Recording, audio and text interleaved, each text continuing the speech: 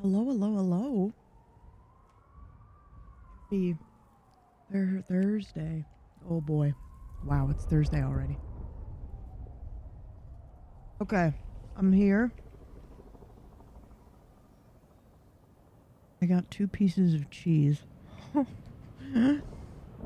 No, I should get a water though. Oh, look at that. I have one. Holy crap, you guys. My body.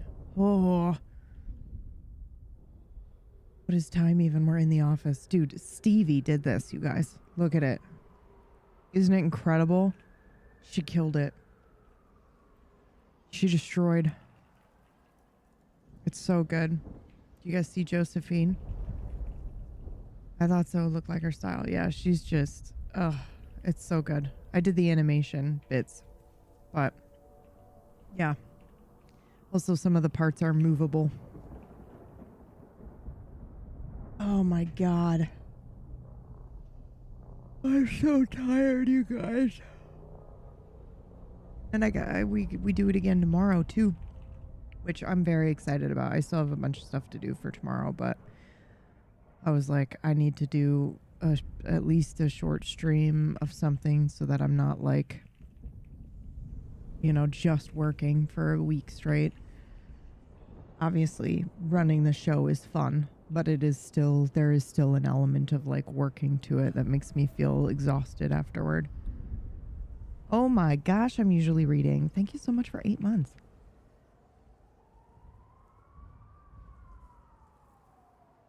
Gotta fix the alerts and shit. Gotta do all that over here on the new PC or on the other PC. Second PC. It's not new. It's my old recycled parts, but you know what I mean. We are also, we are using the second PC to stream right now. So that means that hopefully, we should have better quality for the game.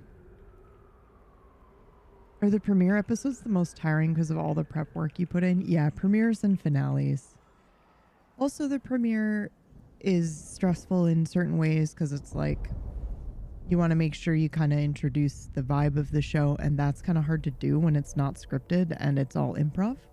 And sometimes the players haven't played together before. Like, you never would have guessed that this group hasn't played together before. Obviously, everyone, I think, has... Whoa, wait a minute. I don't know if everybody has individually played with each other before, but it was a new group, right? So there's just a lot of like prep work goes into that first episode too, because you don't really know what you're going to use. You don't know what you're going to use, what's going to come up. You know, like, so I sourced a shit ton of music, and because like, it's also, you know, I walked away from that episode being like, I think that episode, but also that premiere is the most I have ever been involved in the episode. Like, it was like nonstop. I was in each scene basically role playing with everyone. I was off screen maybe for 5 minutes total fixing stuff, but that was it.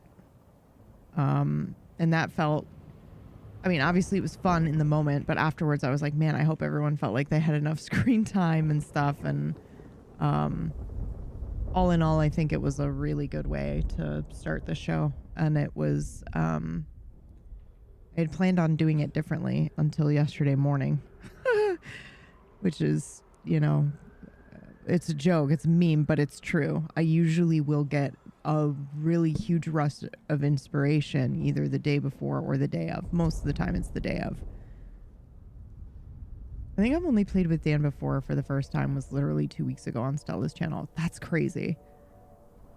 You know, it's stuff like this, Drac, that makes me realize like people have not had the opportunity to really play with all of the other really amazing role players, you know, where I'm like, man, the world is so small in this kind of like, we all know and love each other, but then also it's like there are only so many shows and there's only so much time, you know. I think about that with all the things I want to run. You know, a show or 2 a week would be super dope.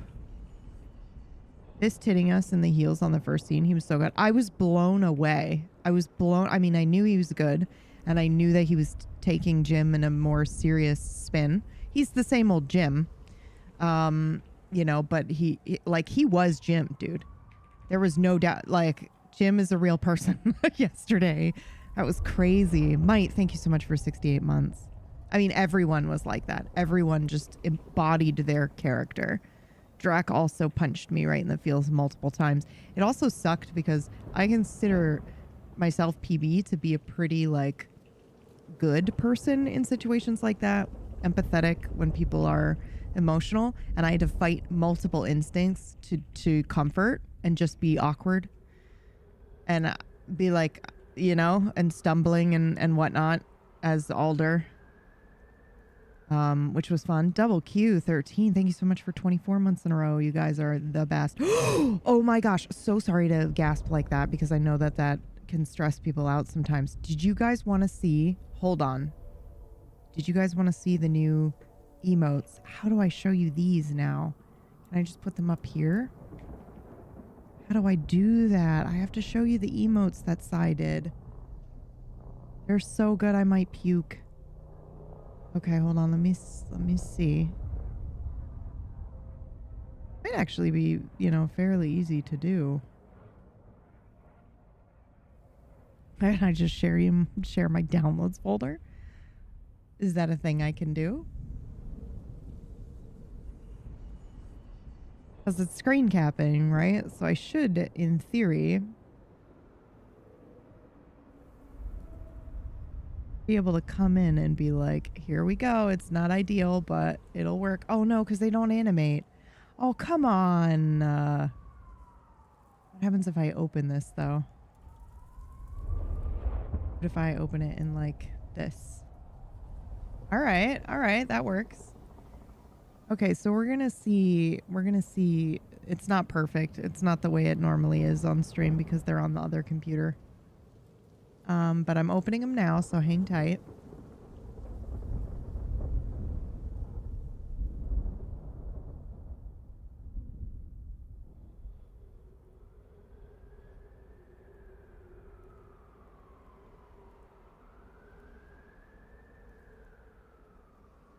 Oh my god, they are so good.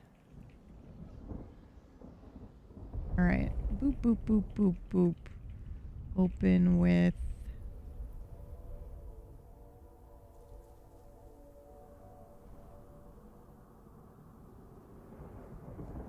Okay, here's what I'm gonna do. I'll start opening them. I don't want your downloads folder, please. Okay, let's see. Look at this.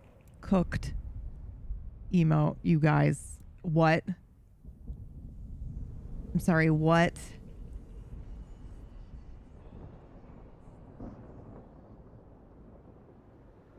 And then the matching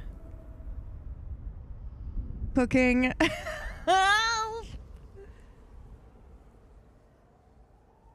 And then we have cooked and cooking. I know, it's so good. It's unbelievably good. Where's my open with button? Thank you so much. Okay.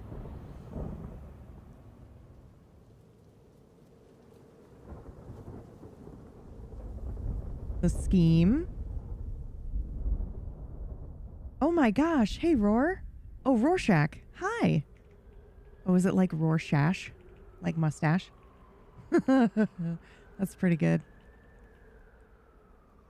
Phoebe, I've just found you through Leech. Absolutely loving your character in RP style. Only just finishing season 1. Oh my god. Thank you. I'm not the strongest link on that show, but it was such a good show. It was so fucking good. All seasons of that are really, really, really good. Are you new to Table Story? Because boy, do we have some similar vibe recommendations for you. Holy, what a show to start on too. Okay. And we're also playing Vampire the Masquerade today. Okay, let me finish showing you these guys. They're so good. Okay, what else? Okay, here's the sip. And these aren't even all of them. Okay?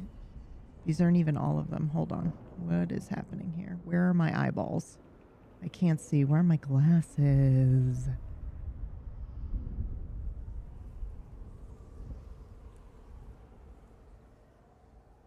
Okay. Bam. A sip. We love. We love.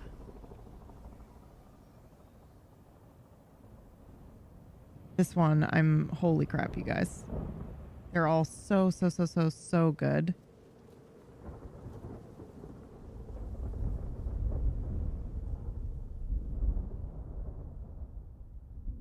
And then this one, which is a multi.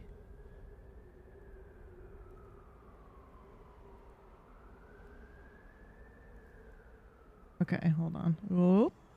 Open with photos. Damn, baby. We'll probably see if we can flip that one, because I think most combo emotes have you shooting the other direction, correct? Oh man, I'm very new to Table Story and VTM in general. My friends have convinced me to start a campaign for them now too, because they loved it so much. Oh wow. They were watching it as well? Oh my god. Oh my god. Holy shit. I feel that warms my belly and my heart. That feels so special. I feel so honored. That's so cool. Man, that just did something to me. I'm emotional. Listen, okay. I know I'm like post-premiere of a show, which makes me pretty weak in general. But man, how privileged it is to be a part of like a very strong group of friends, is like joint shared memory. You know what I mean? Guys, that's very special.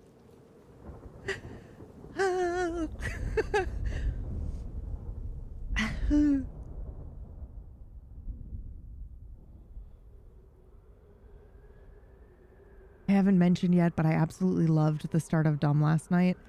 It was a lot of fun to put together. I mean, it's silly things that that stand out to me, but like the content warning was me poking fun at all my other shows while also still, you know, he never gets emotional on stream. I know it's weird though that together through streaming, I've learned some things about myself that I know you guys catch as well now, you know? Like the day after premiere, I'm low energy, but also easily weepy, easily emotional. The content warning was so good. I know. And it'll be there every week, which is so exciting. But yeah, I thought it was pretty fun, poking fun at my previous content warnings. It's a bit longer than my normal content warnings, but whatever. It's funny. I also like that opening where Alder is talking about like the opening right after that, where Alder talks about how we're gonna start. Like, have you ever seen the show Heroes? Like, I literally wrote that 2 hours before the show aired because I redid the opening. So originally, I'll give you guys. We'll do some recovery here. Hold on. Bam. We'll stay here for a second before we hop into the game. Maybe I should move us over into just chatting for a minute. Maybe I should do that. Oh shit. This is not on the right computer. Okay, hold on.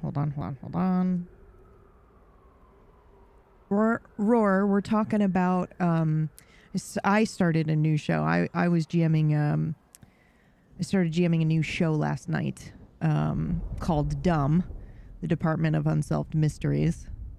And so that's what we're talking about right now. We're still talking about Table Story, just not Leech, but I'm really glad you enjoyed season 1.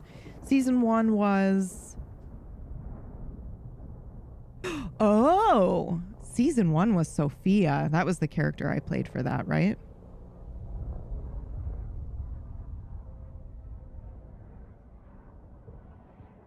Okay, I'm adding a new...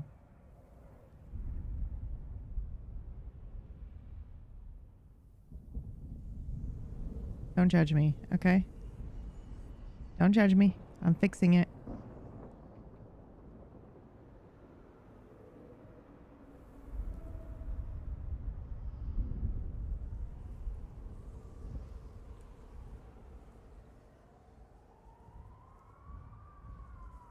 Oh, you know what? I should do the same font as the show, right? Obviously. Obviously. Oh, I don't have it on this computer. Okay, cool, cool, cool. Then it stays the way it is. We're fine with that, right? Dumb recovery. I was just going to say, it's not on this PC. Oh, but you know what is on this PC? Hold on. This is the PC I stream dumb on. Hold on, guys. It took me a second for my brain to catch up to where I'm at right now. I should at least have some shit like, you know, the logo, which I might not, to be honest, because it's burned into most of the video. What do I got? You got anything? I have cool character art. I have the dumb board. I have the Polaroids. The Polaroids are so good, you guys. Oh my God.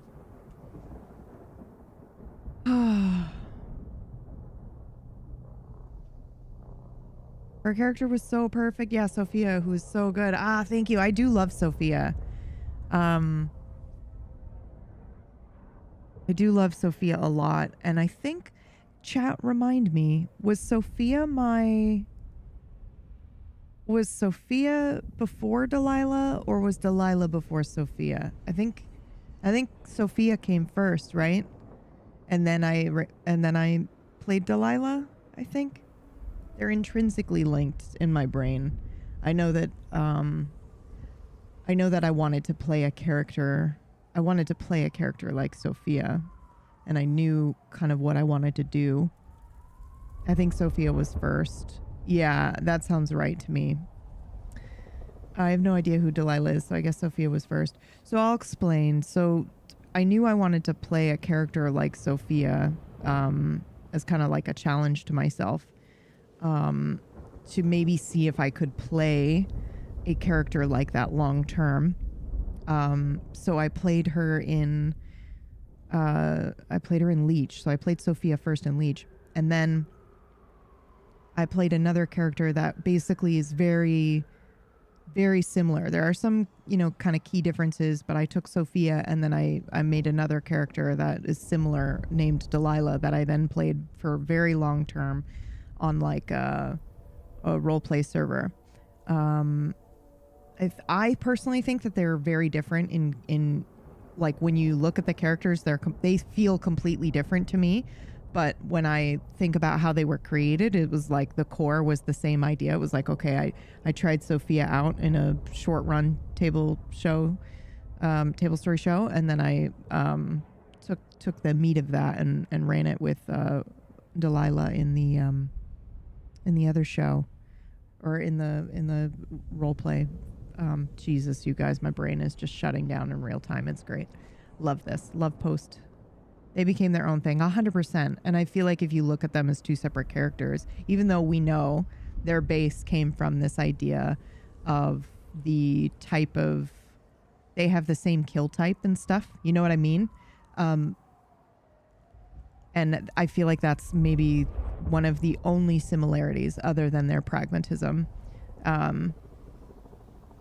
Because Delilah is not a trophy person, and Sophia is a trophy person, you know, like there's some very key differences there.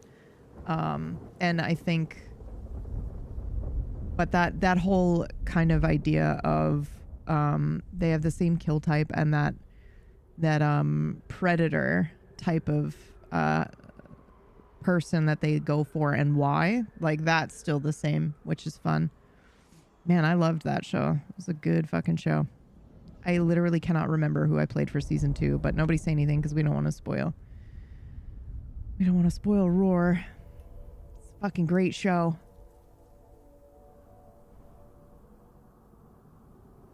I remember. Now I remember who it was. That's right. That's right. I've also loved season 2. I loved all the seasons of that show.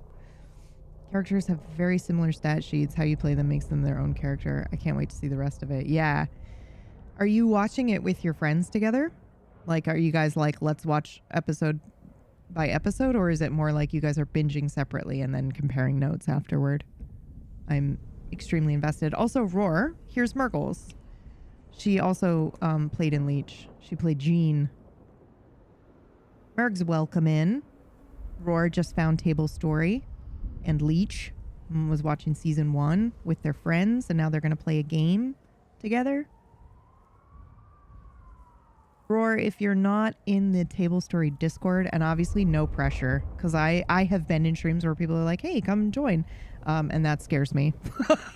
So I'll be honest, that terrifies me. So literally zero pressure. But I've got a, PB personal kind of chill Discord, and then we've got the Table Story Discord, which I'm also still in. I'm still in both of those. But if you have any questions about GMing VTM, because I know you said your friends are making you be the GM, so if you have any questions, you can ask them in there, and we'll do our best to help. But yeah, and obviously your friends are welcome to join as well, but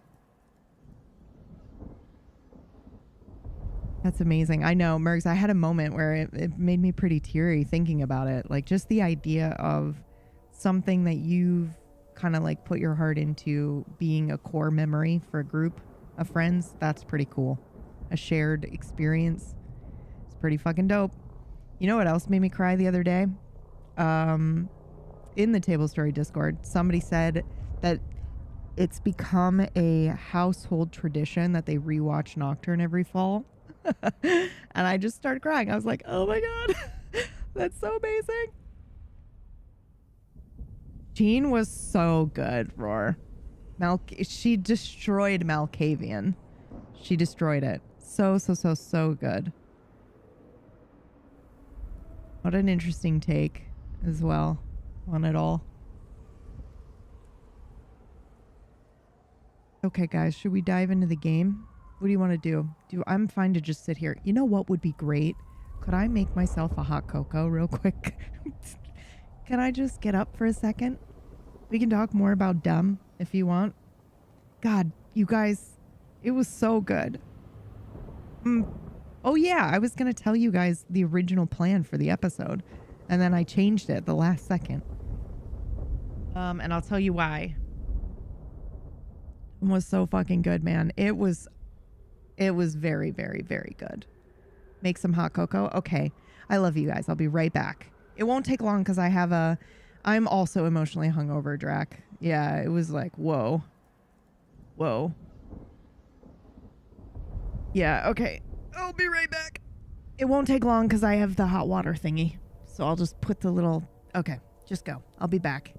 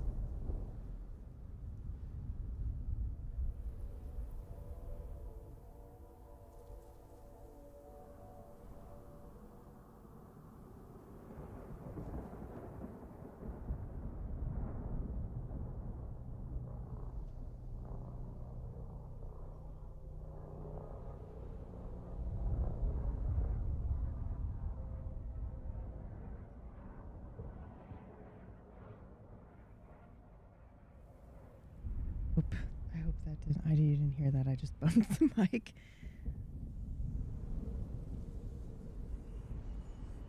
Okay.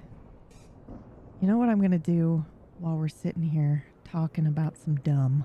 Because this does happen. And I get yapping about stuff. We yap for a while sometimes.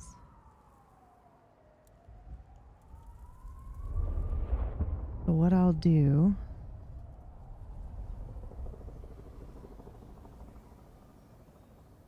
I'll make it extra special. I'm gonna fade out the game for a second. Can you guys hear this? And is there music? Oh, not that one. Wait. No, that's right. Is it fire crackling and stuff?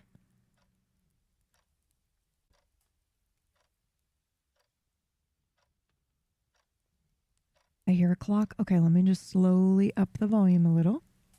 How about now? You hear the fire and the clock? I don't want it to be too dominating.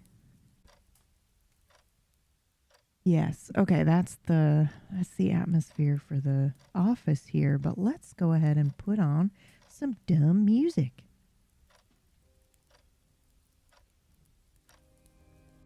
Oh, we talk about dumb.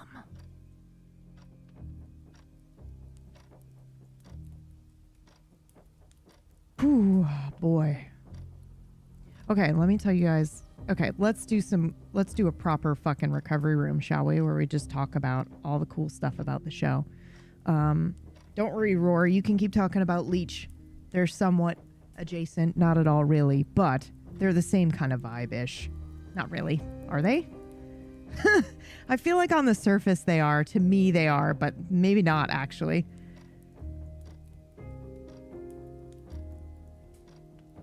Okay.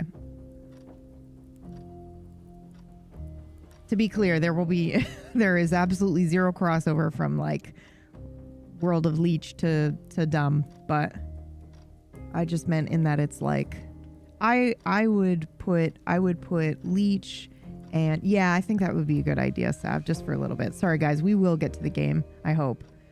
I'm sure that we will. It's very good and I would like to continue it. But I'm also in post GM recovery, so I don't mind just chilling with a hot cocoa for a little bit. I arrived late last night, but caught the tail end of Dumb. I was hooked. Thank you. Yeah, it was so good. Okay. So originally, and what the cast knew, by the way, again, true PB fashion, it was like we hopped on the before call and I was like, so guys, I've changed some things around. So originally the concept was somewhat the same.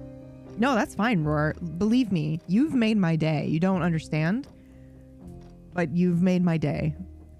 And the idea that, you know, I feel very honored and very, very special to be part of, you know, your friend group and your first VTM experience. And like, I wouldn't, you know, please derail for that.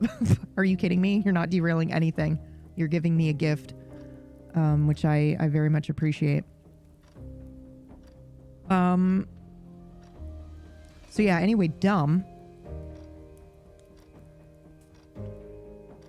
The original idea for episode 1 was the same in that it was supposed to cold open with Jim. Except we were going to actually be RPing out that first scene. There was no narrator. There was no, you know, Alder. I wasn't even supposed to be Alder in the first episode. You know, so I wasn't dressed at all. I was like ready to, you know, be normal PB narrator GM. And I was going to come in as Alder whenever they get to the office, probably episode 2 or whatever, you know? And I was just going to be the support for everyone's very, the moment that they kind of wake up, sort of, or are no longer rabbits, right? The moment they kind of become awake and then the office shows up and then they get into the office. So originally that was the plan.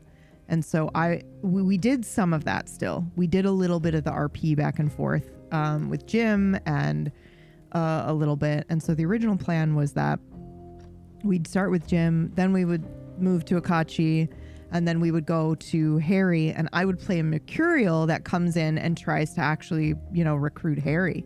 And I was going to RP the whole thing out with everyone. And I think this is actually, just one of those instances where you think like, oh man, because I don't know about you guys, but I like an RP challenge, and I like to, I will sometimes be presented with a scenario that makes me a little uncomfortable. And then I'm like, I try not to shy away from that. And just in general, because it's like, well, I want to challenge myself, and whatever the reason may be, I don't want to let people down. I don't want to let the audience down, whatever the reason is. I'm like, okay, come push through. Goddamn. Like that kind of idea. But as it was approaching, and I think Drac was feeling this as well. I think both of us were feeling it. Because we basically messaged each other at the same time yesterday. Akachi's story is fucked up and dark as hell, and the closer it got to the actual premiere, so we're like 2-3 hours out, and I was like, you know what, I just don't want to shoot a kid. I don't want to RP shooting a kid. I don't want to do that. And I don't think Drac wants me to do that. I mean, we'll do it. I know Drac well enough to know that if I had gone into that being like, okay, let's RP it out, we both would have done it, and we trust each other enough to do it. But it's like when I'm thinking about the show, and I'm thinking about Akachi, and I'm thinking about the tone that we're setting in the first episode, we know it's a fucking PBU show, right? It's Otherworld. There are going to be moments that are extremely intense like that. That's just what happens. Look at Nocturne, anything that we run, there will be moments like that. And it is an important moment for Akachi. But I think, especially in retrospect, when I woke up this morning, I was like, wow, that was even more perfect, because it really highlights just how fucking out of left field and a tone shift it was for Akachi as well. Like, I think Akachi was the main one where it was a major tone shift, other than maybe Gus, who had one of the more scariest experiences of his life, but then he runs through a door and he could be having a psychotic break right now. Well, Akachi's is like, lost a twin brother, a family member, right? So it just kind of made me feel like, because I didn't want to do that thing where we glossed over and we're playing fucking comedy music while Akachi's going through the worst day of their life. But also in some ways it was like, oh, okay, this actually, they're in shock, and I can't tell if this is like, I don't know, man. It just the closer we got to it, the more I was like, man, if it were other people in the scene and not just Drac and I maybe would have been able to handle that a little bit. But I knew I didn't want to be dressed as Alder, being a terrible cop that shoots innocent kids. Like, I just was like, for fuck's sake. And I'm confident that I know that I could, which is a sad thing to say, because I've seen enough social media of it happening in real life to be able to replicate that. But goddamn, we've just had enough of that, right? And it's a very privileged thing to say that we've had enough of that. We don't need to put it in the show, but it is in the show. I'm just not acting it out with Drac, at least not yet. There may come a time when we actually do go back and visit that. It's not off the table, but I think the way that we did it was really good. But Drac messaged me also and was like, hey, let's, do you mind if we go over, kind of like the beats of this scene, which, normally you don't do that because it's improv, but for a scene like that, you absolutely need to, because it's very intense and you want to make sure that everybody's on the same page. And then we hopped in the call, and it was just like, I was like, here's my plan.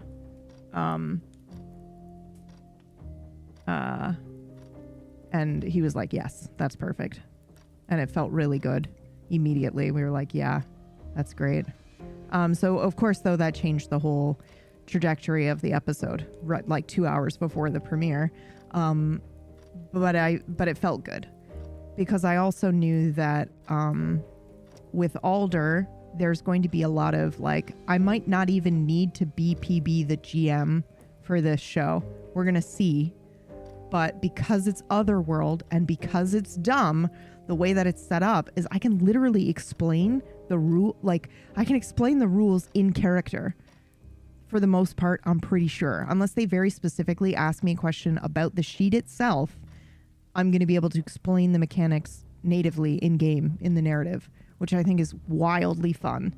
And so I knew that, like, come episode 2, I was going to play Alder and be talking to, you know, the characters in character for most of the time instead of the narrator. And then with this change, it meant, oh my God, I can do that right now. I can, episode 1, I can just, and then I got hit with that inspiration of that opening monologue of like, have you seen the show Heroes? Like, just ridiculous, you guys. I just couldn't, that was the first line that came to me when I wrote that monologue, was like, I fucking hate it when people use pop culture references. By the way, have you seen Heroes? And I was like, oh, that's hilarious and so perfectly Alder. Let's do it.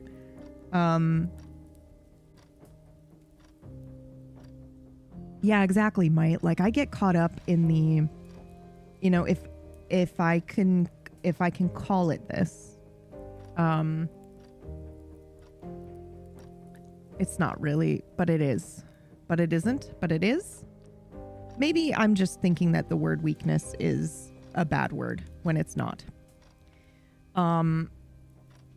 But I was going to say something I would consider a weakness of mine is that I get so wrapped up in the kind of like idea of the improv and the pride of the improv. Like, we're just very much like, yeah, it's in the moment and let's RP it out essentially, and don't plan anything, and that kind of vibe. Sorry if you can hear the sirens.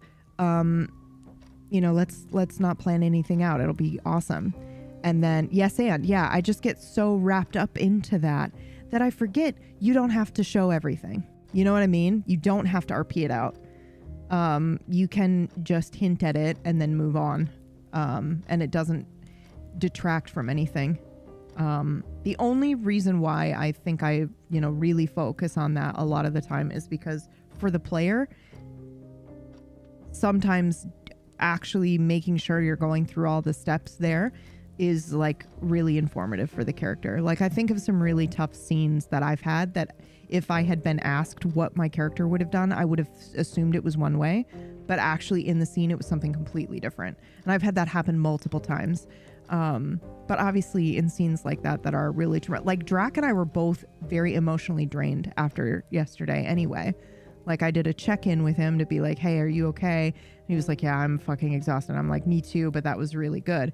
And that was not acting it out. You know what I mean? That was, you know, that was the monologue, which Drac destroyed, by the way. Ugh, so good. The I'm a waitress line, dude. I can't. It killed me. It killed me. Holy shit. And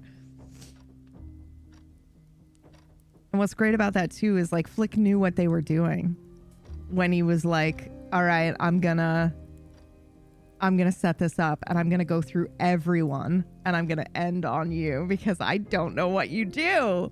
So whatever it's gonna be great. I'm a waitress.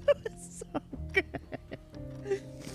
Oh, but you know what else like wasn't planned, right? Because Alder wasn't supposed to be in the first episode. Was Akachi being like, what can magic do? And just, you knew what the underlying fucking question was. And it's like, wow, that was such a cool moment, you know? God, I just want it to be next week, you guys. I mean, I do and I don't because I haven't prepped. And also this week's going to be crazy for me because tomorrow we do Genesis episode 1, right? And then Saturday morning I get up super early and I drive to go see Sisterberry, guys. I'm going to go see Sisterberry for like first time in a long time. It's like over a year. I can't even talk about how long it's been. It's embarrassing. But it's because she's recently moved and now she's only like 5 hours from me, which is still technically over my travel limit. I have like a 3 or 4 hour chair limit or car limit, but whatever. It's 1 extra hour and I don't care. So yeah, I'm going to go see her and then I'll be there at her house until Tuesday, I think. I think I head back Tuesday in the evening. So basically, tonight, after stream, I have to finish the Genesis prep and prep for next week's Dumb and prep for next week's Genesis. Because I'm going to, well, I guess Genesis can wait. I can do that next Thursday. But basically, it's going to be 2 weeks of crazy in this me. Busy. I know. I hate it, Maz. I hate being this busy. But also at the same time, if I don't do it, you know, things just get delayed and there's never a good time, right? So there's never a perfect time. Visiting Sister Berry is very exciting. Yeah, exactly. And she is, she's in a new apartment. So I'm helping her, like decorate, and I won't be lifting boxes. Don't worry. So, but it'll be fun. I haven't seen her in a long time.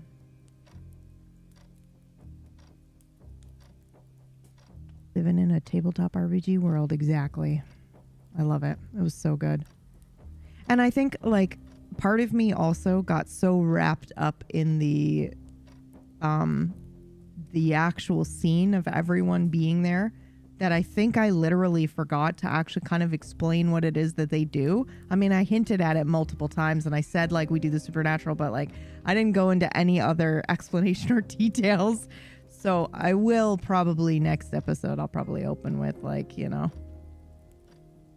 So here's the actual rundown of what we need to do. Which is exciting. You've never watched Heroes, Drac? Oh my god. It's so good. And I can't remember which season I stopped watching, but I did stop at some point. Because I felt like it didn't... I would recommend watching the first season of that show. I don't know if it's aged well, but I just remember it being really good. You know what else was pretty good? I started watching this show last night, you guys. And by last night, I mean this morning. So after the show, I get a post, for some really intense episodes, I'll get a post-session headache or migraine. It's usually premieres and finales only.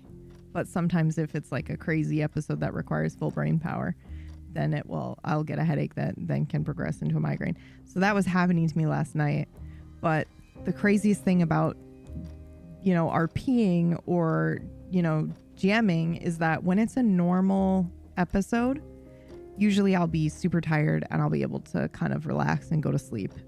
But when it's a premiere, you're still the adrenaline is still kind of floating around in you a little bit.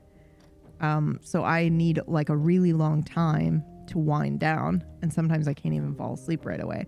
But yesterday I managed to fall asleep around like 10, I think. But I woke up at 4 this morning or 3 or something, the witching hour, whatever it was. And I was like, oh, for real? Are you for real? But I was like wide awake. I wasn't super tired. So I just put on a show called Untamed on Netflix. Have you guys seen that? It's like, it takes place in Yosemite, and it involves like a ranger, a federal ranger cop, something like that. And I was like, oh, this thumbnail looks cool. I'll put it on. Nothing has made me want to play Red Dead more than this show in the last year. And that's saying something, because I've had some moments where I'm like, man, I should reinstall that. But then I'm like, nope, you cannot do that, because you cannot be trusted to not fucking no life this RP server. When your back is the way that it is, you are not allowed. So I was like, but for real, I was like, well, I'm installing this tomorrow. And it's not a Western. It's just the visuals. Obviously, there are a lot of places in Red Dead that are direct references to Yosemite and places in Yosemite, right? So, and they ride horses because they're rangers. And I'm like, oh no. And they're rangers, and oh no, you know? So I'm just like watching the scenery, and I'm like, for fuck's sake, I just want to ride around. Brad had the same issue with the show. Yeah, it was Godless he put on. And then he messaged me and was like, oh no. I know, Grenick. I know.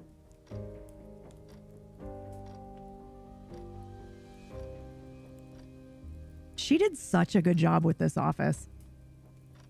Like, there are so many Easter eggs in here too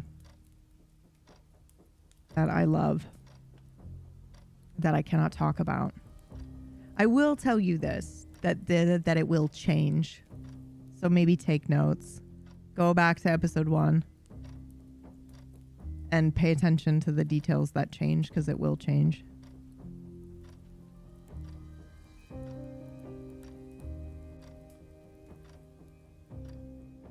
Oddly no sink in the corner though. Yeah, I vetoed that. I was like, no.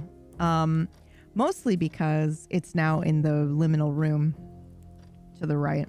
There's like a whole bathroom. I do like the idea that, you know, you can wash your hands right there in the main room without going somewhere else, but I need to be able to use that space. That classic sink in the office corner that every office has. I know, it's so crazy.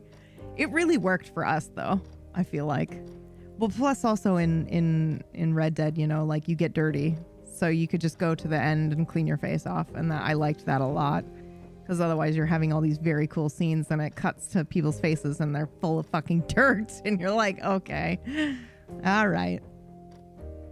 All right, we got to stop talking about it. We got to stop talking about it.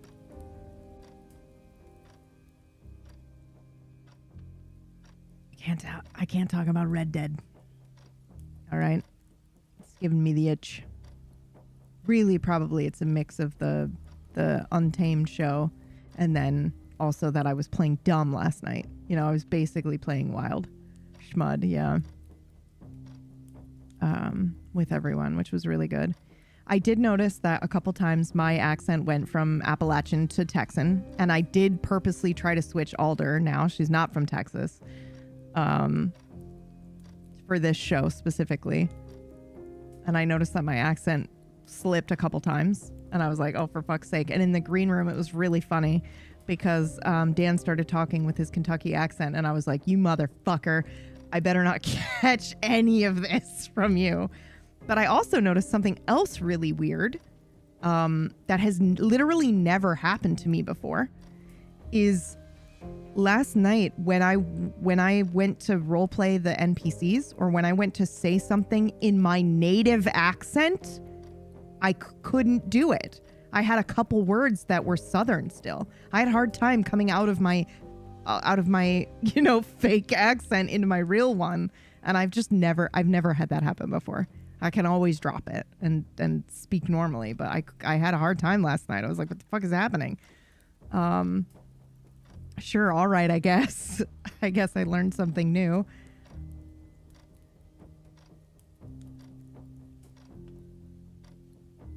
Keeping up an accent for hours is so hard. It takes so much brain power. But I mean, like, I was trying to drop it so that I could say something in my normal voice, and I couldn't do my normal voice. My accent kept coming through. Crazy. I do think it requires no brain power anymore for me to do Southern and Irish. I think I can do those pretty. I'd probably have to say like for 5 minutes or so I'd have to be speaking with the Southern Irish accent to be able to stay there, but once I'm in there I'll be fine, you know, just because it's so many hours that I role played with those accents already. Help, I'm being possessed. Yeah. Man, it was fucking excellent. Can we call your back an RP related injury? No, because it's more embarrassing than that, Kirsty. It's so embarrassing.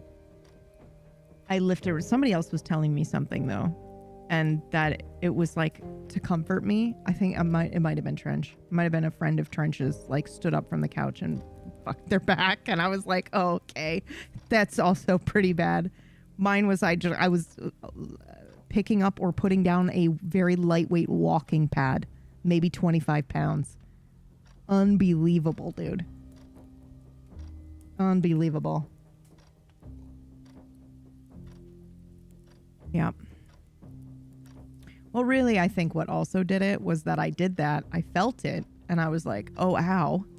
And then I walked on the walking pad for 4 miles and it started to really fucking hurt after. Like, you know, sometimes I get sore, but not like this. And I was like, oh, something's wrong. I better stop walking. And so I did. But, you know, you've already walked 4 miles by that point, dum-dum, you know? Well,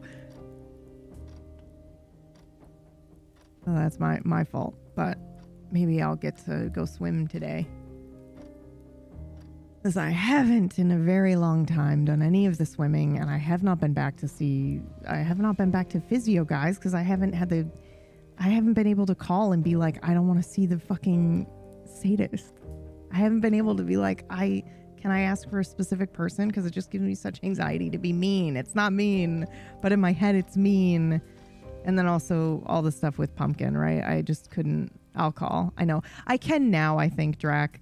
But, you know, my cat being in, you know, end of life care and stuff like that, he required like 24/7 attention. And I just couldn't bear the thought of like leaving for a few hours to go do physio. And I didn't have the energy. It's weird to think about, but like you need spoons to go do physio as well, because it's painful. And I just didn't have it. And for the most part, you know, while doing the end of life care for Pumpkin, it was like I was laying next to him on the floor, so I'm like on my stomach and stuff, and I was okay. It's really only the last, and like when Mergs was visiting too, you know, it was really only this last week prepping for Dumb that I've been at the computer for far too long, you know, and afterwards I'm like, holy crap. She offered, Sav. She was like, should I call? And I was like, no, because I don't know when I'm going to be able to do it. I need my new schedule. And it's not excuses. It may feel like excuses, but it is like I trust myself that I will go. But right now, it's just not working out for me to be able to go right now. Like, I don't have the spoons. I don't have the time. I don't know how tired I'm going to be. It can't be, because it was originally on Wednesdays. I can't do Wednesdays anymore, so now I have to pick a different day. And I don't know how tired I'm going to be between Wednesday and Friday until I, you know, run it. It's going to be pretty fucking exhausted, I think. Because when we did, well, I did Don't Die and then also Deathless at the same time, right? I must have. So that was only 2 days apart, jamming something. You did. Okay. I will say that I'm very glad that I did this show so close to the end of Deathless, because I didn't have this is going to sound so crazy. I didn't have enough time off in between the end of one to the start of another to feel the extra level of exhausted that you feel the day after a premiere. Because I was still actively jamming every week, you know? And when you take time off, like a couple months, and then go into a new show, you're just like, holy crap, I gotta get back in the hang of this mental exercise. What's Genesis going to be about? What's the vibe? So I'm taking over the Friday, like, shill show, the internet digital busking show that we do for Table Story. And we're doing something we haven't done before, which I'm pretty excited about, but hopefully it works. So we're working on a joint fantasy world, Whack, Brad, and I.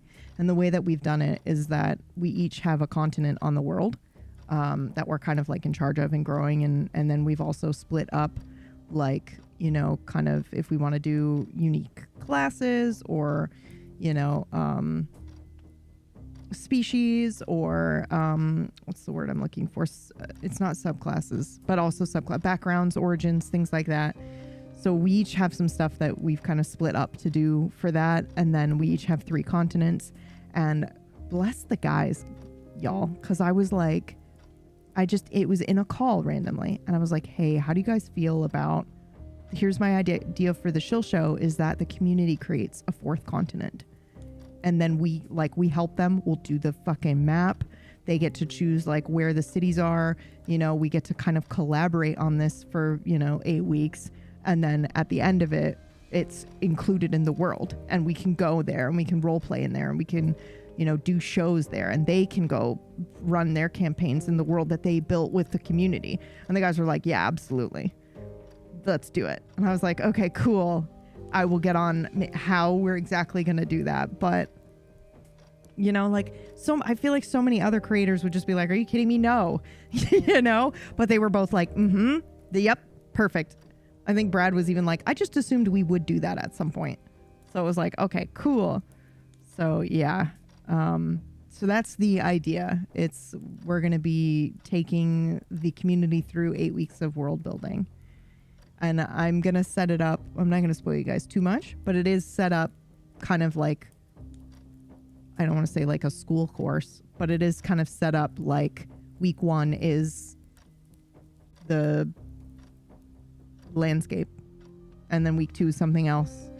So we're doing something different each week, but it is still, and then Whack's going to be drawing live, which is why Brad made that joke yesterday that Whack has a new show starting tomorrow. He's going to be drawing the world map while we're building together.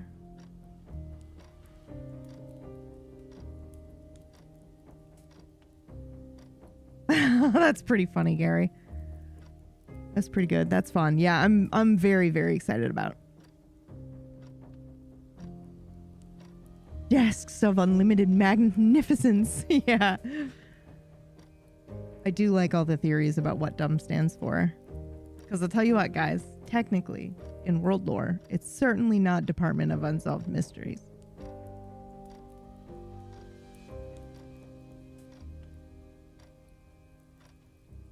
But I also, you know, it's fun to not know. I mean, I know, but it's fun that the characters don't know what it stands for. And that all just like, I don't know. I just made something up because it says DUM. It says DUM on the fucking door or the window, and I don't know what to do about it.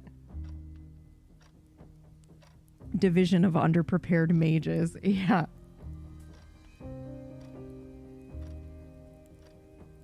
Dumb is just so perfect, you guys. I love it so much. I love it.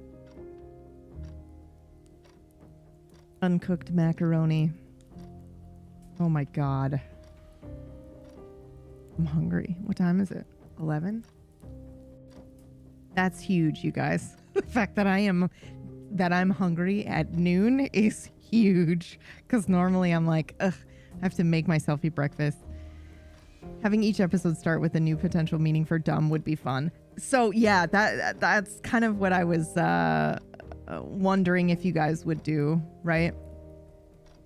If you'd talk about it. I imagined, I was like, oh, them just every once in a while bringing that joke back of like, it cuts to the scene and then you guys are like, well, it could be this. And we just know you guys are talking about, we know you're talking about what does dumb stand for.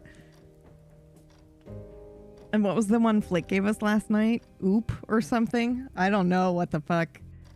Oh yeah, objects of power. Oop. Yeah.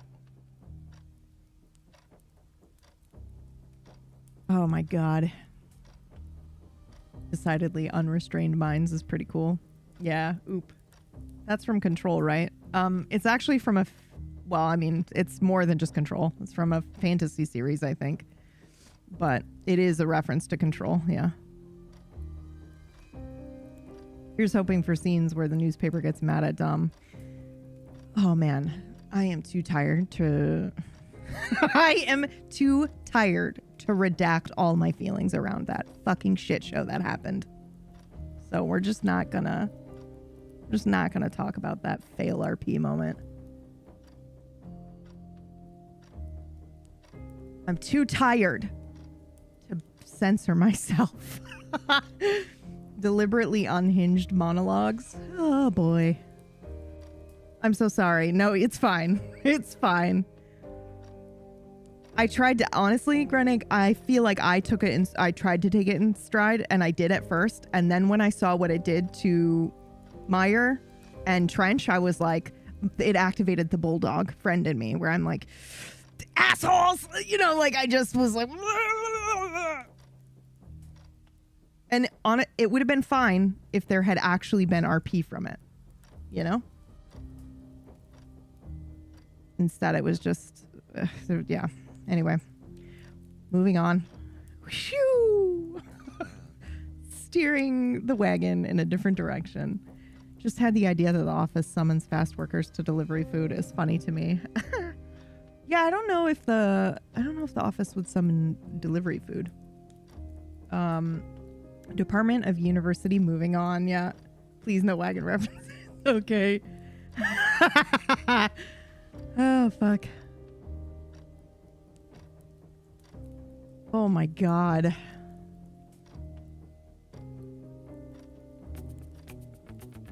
This song, Greenwich, still like it immediately puts me into a place of joy with the dumb group, you know? Like I still feel pretty fucking like, all right, here we go. This is gonna be dumb as shit. And I love that I got to pull the fucking music from when we did do dumb. No one speak to me of the denim jacket. Oh man, I'm so glad you guys like the merch too. I'm so sad the jackets are sold out, guys. I wanted one. And I was like, oh, I'll get one on the premiere, you know, because it'll be fun. I'll get to order one with everyone else. The fucking jackets are sold out. God. They'll come back, I'm sure. I want to be walking the streets with Sandini with that thumping. I know, man. It's a vibe. At least this helps me. Can we just get the patch? Which patch? Oh, you mean like the patch to... No, I don't think they offer just the patches, Aqua. The moth patch, yeah. It's not a... They don't offer like, what are the patches normally called? Embroidered patches on fourth wall? So... Did we already talk about... Are we saying Bigfoot or are we saying dumb?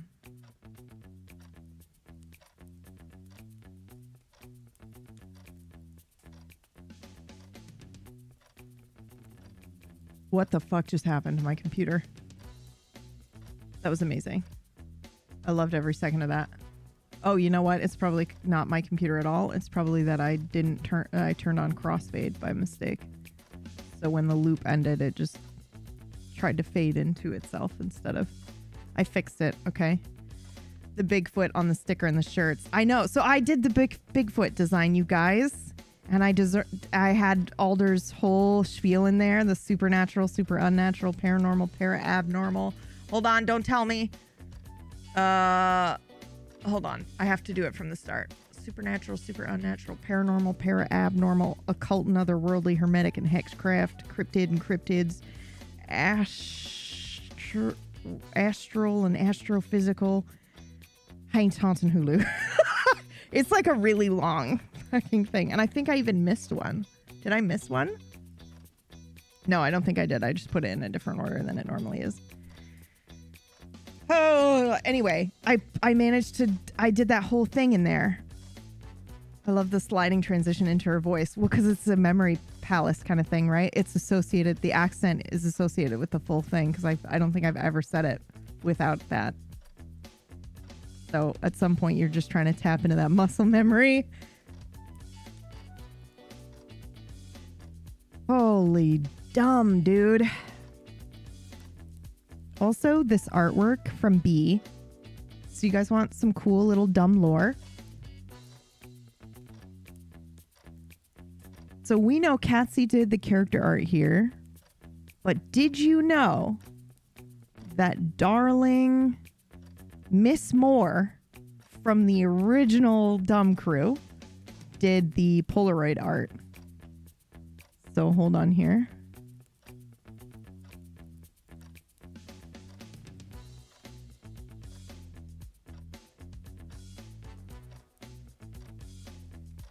Hopefully it doesn't immediately just... Okay, actually, I have an idea.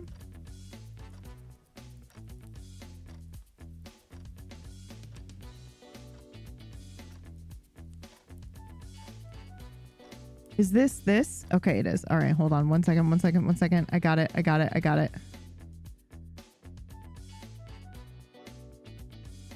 Oh my god, I forgot to put that in the group chat. Drac, I will do it. It's gonna take some time for it to develop. That makes me happy. Yeah. I tried to go out of my way to try to make sure that there was enough of a nod to the original crew, and not just the original crew, but like everyone who loved the Dumb, who watched Dumb, who made it so popular that the newspaper had to trash us in a fucking petty mean girl style, you know? Like if people hadn't loved Dumb so much, then we never would have been bothered. So it's a good thing, you know? It's a good thing. I think about like Alabaster. I think about like all these very amazing role players and their characters who just kind of like pushed that story forward in amazing ways. It gave me, because Alder was the first character I ever made on that server. So, and for a long time I was like, I have this idea of what I want to do with her, but I can't really execute it the way that I want to execute it. So I guess she'll just be a character I bring out once in a while and do a cool supernatural thing and then run off into the distance, you know? And then Dumb just gave her a purpose, a life that I love, that I'm just like, it's canon now, like obviously, but you know what I mean? Like so much so that I get to put it and her in my world. That's awesome. We aren't going to talk about the newspaper. You're right. You're right.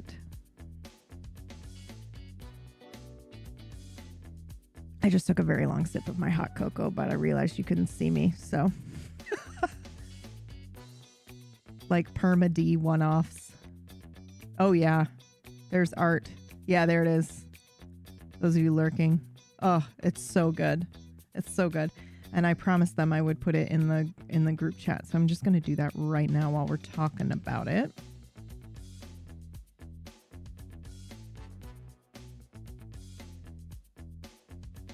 Oh, also, Fist coming in with that rival at the publishers, Greg. I was like, oh no, this is going to be, I know him, okay?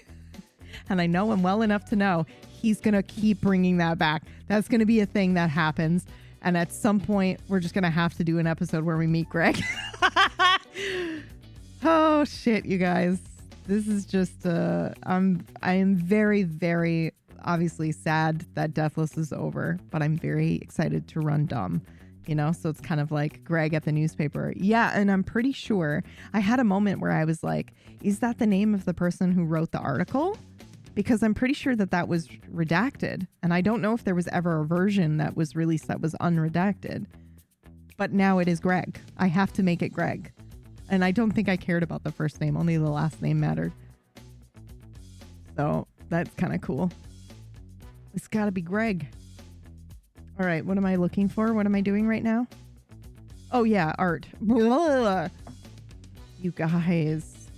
My brain.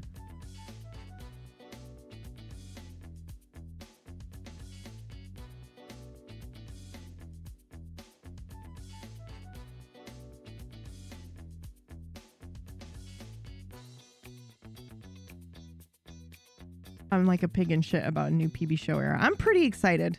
I'm always excited, but you know, like I maybe some of it's because I am returning to Dumb, but I also just think doing the way that I want to try to approach this show is a bit of a challenge, and I'm looking forward to that as well.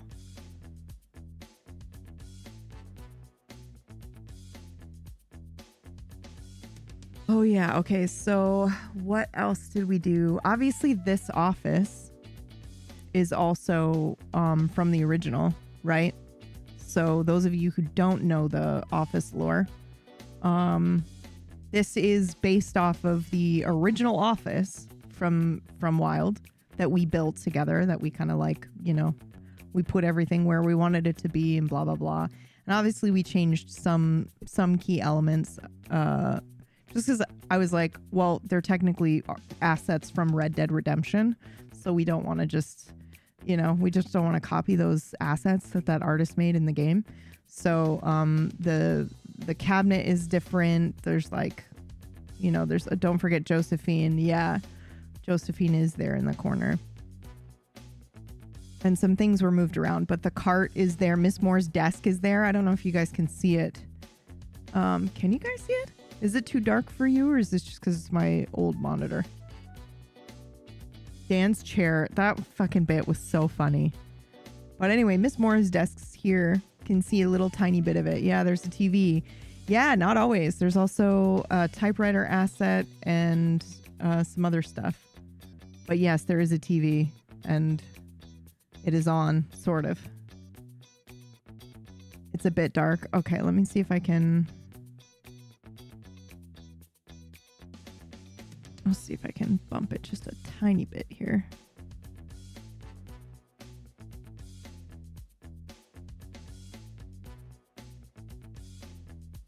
How's that? Can you guys see a little bit more?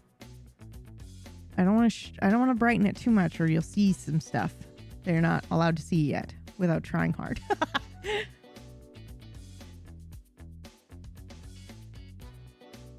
Yep. Okay. Oh, there we go. Cool. So yeah, you can see the cart. You can see the magic chest. You can see a little bit of Miss Moore's desk. Yeah, it's good shit, man. It's good shit.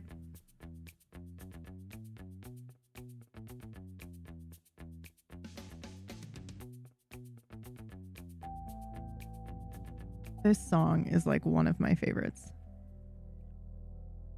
I see the magic desks. Yeah, the whole place is magic. I love it. Holy crap, you guys. It was so good. Everyone destroyed it. Fist should be banned. Coming out in the fucking beginning with that was just not fair. Like, he was Jim. Like, that was Jim sitting there talking. It was so good.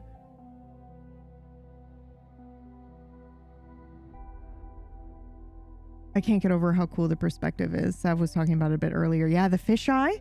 Yeah, and what's crazy about that too is that was Stevie's, like, what is the word that I'm looking for? It was like her passion project of the assignment. She was like, I kind of want to try this weird fisheye vibe. Do you care if I try that? And I was like, no, go for it, dude. And yeah, she killed it. It looks great.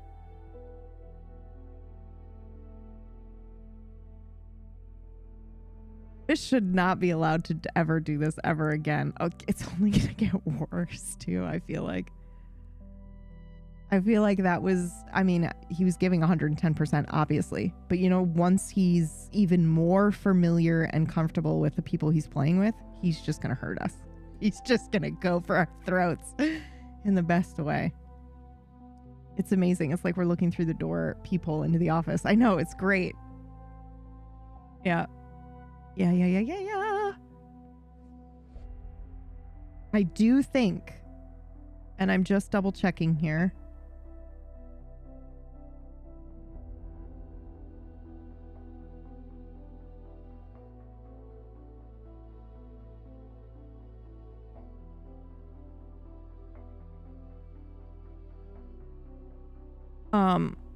I think she's gonna also try to do Alder's office, the main office.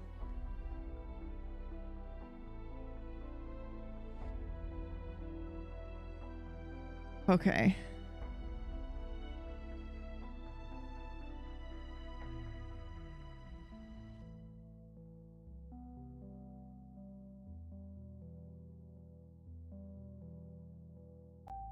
Snowed in? You're snowed in? Oh man, I hope we get a wintry, like winter here.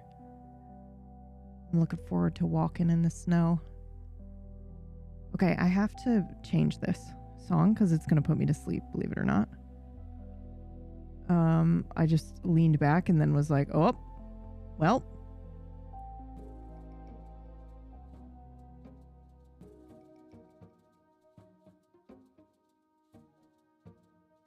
Okay. Alder's office. Is that what, that's what we were talking about? Yes, you are correct. I'm excited. Because the other thing too is, like, when we built the office, we're limited by how many assets you can have in the room. So we were able to put things in here that I would have loved to have in here as well. Like that cabinet you know, to me is like fundamental part of the office. And we got to design it the way that I was imagining it. And then also Stevie added to it and was like, look at these cool, like she did research and found like old filing cabinets. I was like, look at this one, how it's got like weird levers on the bottom and you pull it out and who knows what goes in there. And I was like, yes, love it. She also did some crazy shit, you guys. Like there's some secret stuff that she's hidden in the rug. And then she did snake thing on the pot.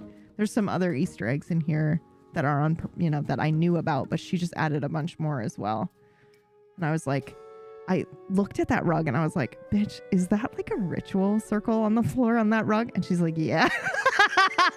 And I was like, how did you make it look like a rug? How did you do that? Oh, God. Oh, Alder's office full of snow. Okay, okay. Wait, for the audio only. Is this play environment in game or in Roll20? This right here, what you're looking at, Stevie Ray drew all the elements for this. And then I added some animation and it's for the show that we do on Wednesdays. It's for Dumb. It's the office that they play in. Yeah. I don't have it uploaded to Roll20, but I suppose that I could. I probably should just because why not? It's a vibe.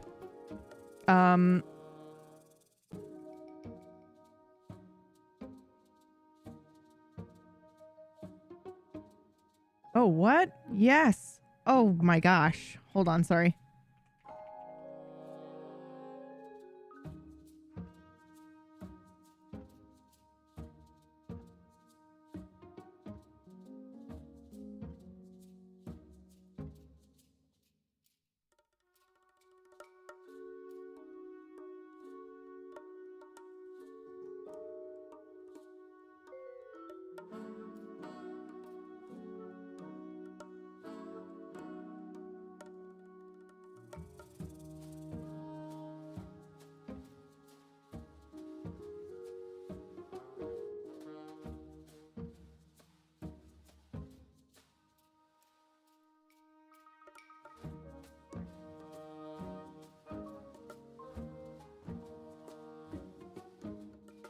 Okay, sorry, I was just replying to Stevie.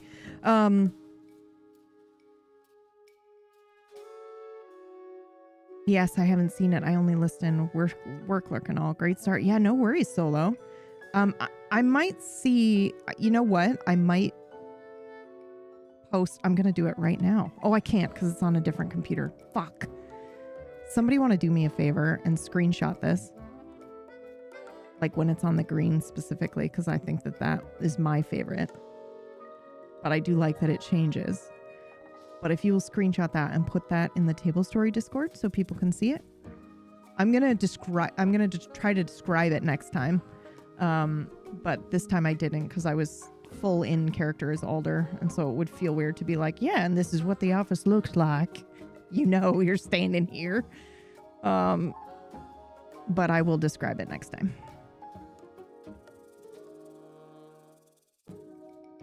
Okay, what else were we talking about? Oh, so is the office... So the office is in or connected to the Lucky Rabbit, or can you not answer that? I'm not going to answer that. I can answer that, but I'm not going to answer that. That'll be fun for you guys to kind of like piece together and figure out. Apparently, yes, Pumpkinberry is not a real channel. For a while, it probably was.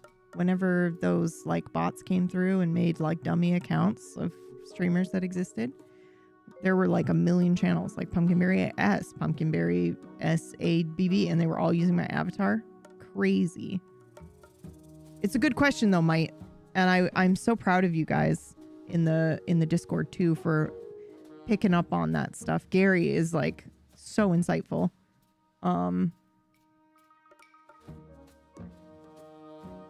Oh yeah, that was a strange time. Maz, I've literally already forgotten what I said. Oh, we're talking about the weird, like, dummy accounts. Yeah, it's fucking weird.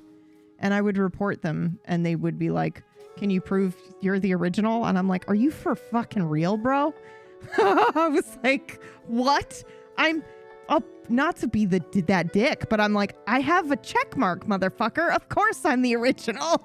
Like, what? These were created yesterday. Delete them, please. God. Wicked! Look at this art Stevie made, Wicked. Look at what Stevie did. We're so proud and we love it so much. It's so good. Did you see any of the episode last night, Stevie? Stevie made this? She sure did. She sure did.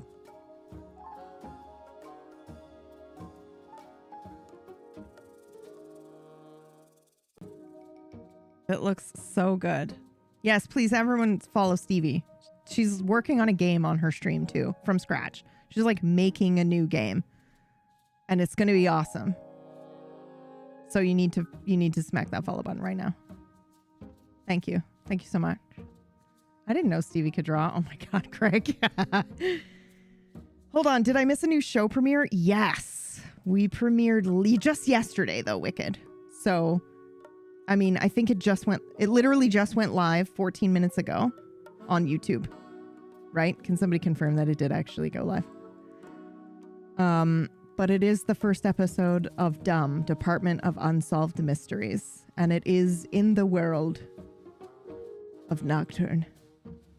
The other world. It is live on YouTube. Bless. Thank you, guys. Thank you for checking. Oh!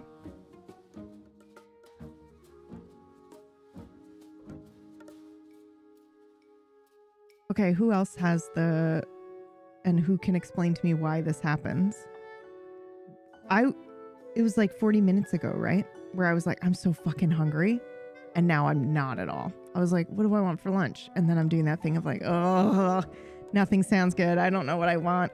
Why does that happen? Does that happen to anyone else? Where you'll be like, I'm really hungry. And then 20 minutes later, you're like, no, absolutely not.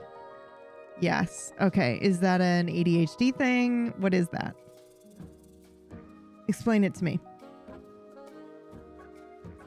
Drac, I cannot... So I had to think about how I could show it off in the overlay.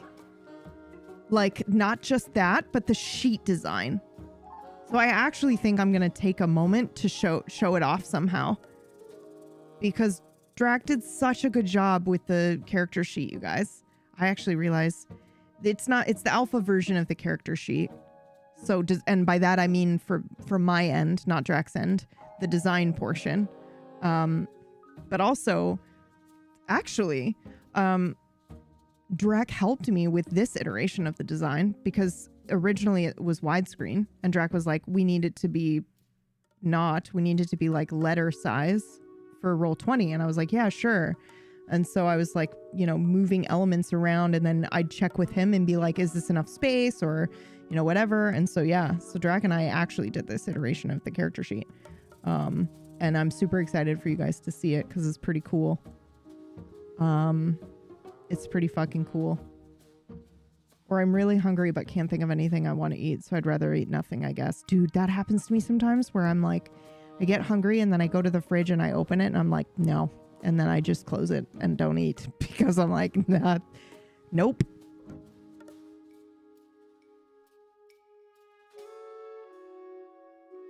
Oh, even worse, when adults told you as a kid, if you don't want this, then you must not be hungry enough. And then you can't think of anything you want to eat. You go, I guess I'm not hungry enough. I know. Oh, it probably is executive function issues, might.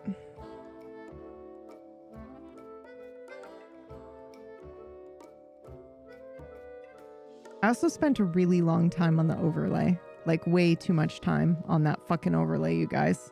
More time than I normally spend on more than I've spent on any other previously.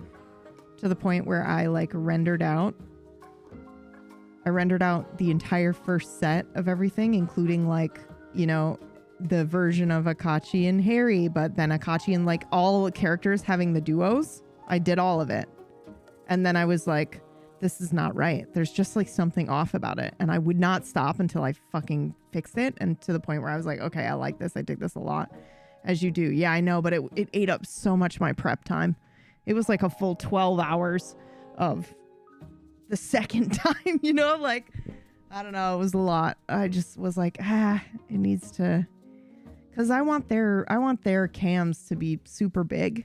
You know, I want all the character art on the screen at all times, you know, like, but then you also have to have the roles and, you know, that kind of stuff. And it's my system that I'm building. So I want the roles on the screen like all the time, if possible, just to kind of, you know, see the cool design that Drac did on the sheet, the way that the roles work. They have the symbols attached that they're supposed to have that's in the book.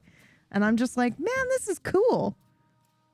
And, you know, seeing the otherworld terminology and slang, seeing that up on the screen too was like, made me emotional. So yeah, I'm just excited. I'm also just excited to run my game, you guys. I'm excited to see what needs to change. I'm excited to see them use, you know, magic. I'm just, yeah. Yeah. It's so good, man. Man. I'm really looking forward to this show.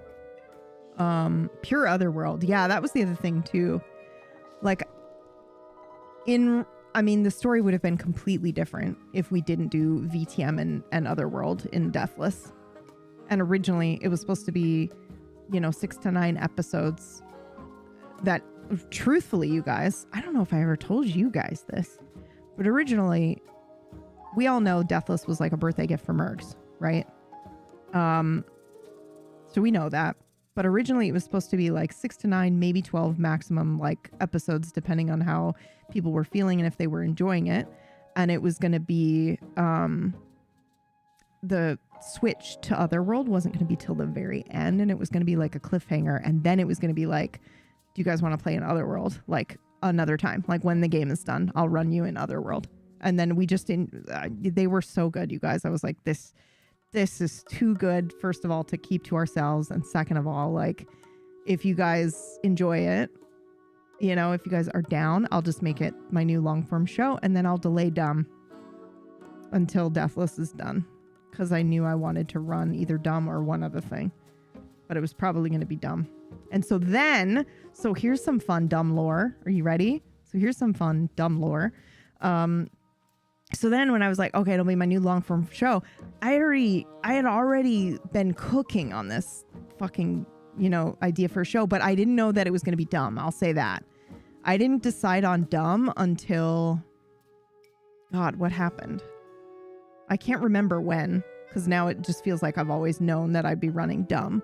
But I don't usually like to take things that I, you know, like, have run on Wild and bring it over here, because to me, I'm like, well, that's not, you know, that's a collaborative thing that we all did together over there. I don't want to like take that and bring that over here. But, you know, in terms of, you know, Alder and Dumb and The Office and the Supernatural, like, all that stuff came from her. So I didn't feel bad doing that. And also it exists in the world.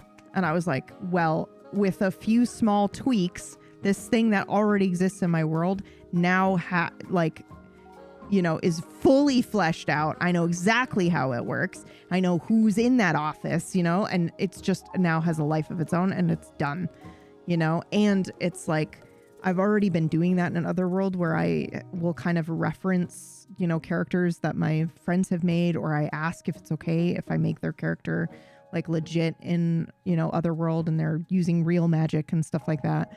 And so in my head, that's exactly the case for Dumb, you know. It's got Rod, and it's got, you know, this crazy quirky group of people that ran an office once, and now we've got the new group, right? So it's super neat.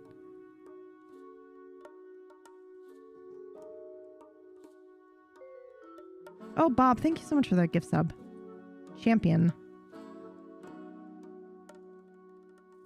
Also, Fist just went live, which is excellent, because we can raid him in a little bit when I hit my exhaustion level extreme. How long have we been live already? What time even is it? It's a little bit dreary and rainy today, so I might put on my, like, trench coat and a hat. My hat. Dude, my fucking hat. My fucking cheesy that I thought was going to be super cheese cosplay hat is actually dope as hell. It's excellent and I love it. But I might... How many different ways can we say that? My hat. My hat. Listen, okay, Greg, my brain is gone. You didn't tell me you had a mirth beanie. I'm sometimes really bad at shouting out my own stuff, Bob. I'm sorry. But we do have a mirth beanie. I don't look good in hats, but I think that's just the type of hat, Bob, because I thought the same thing about myself for a while and then put a hat on that was like, good for my head or whatever. And I was like, holy shit, I don't look so bad at all. Or maybe it's just our perception. Actually, that's probably it. It's probably our self-image. We look great in hats, Bob.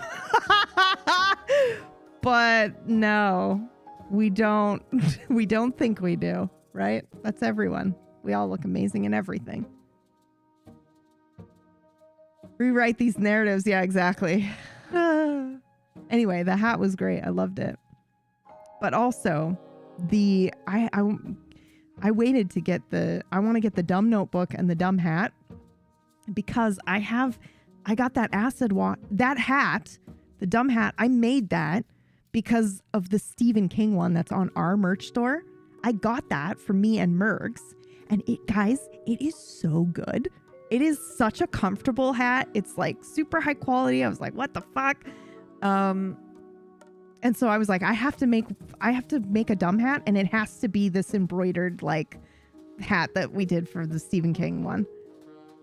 I have my gray table story hat that I don't look too bad in. I gotta wear it backwards, like the gay I am. That makes me so happy. The eyeliner was also, I didn't even get to finish it, Kirsty, because Alder it hooks down, right? It's got a little bit of that Egyptian look to it. But at the last second, I was like, oh, this is also, technically that's an asset from Red Dead Redemption. I don't know. I just had a moment of panic. Ridiculous. So I didn't have the part go down. I also don't know if I'd be able to do it properly. Mrs. Not dressed in cosplay over here looking bomb for the premiere.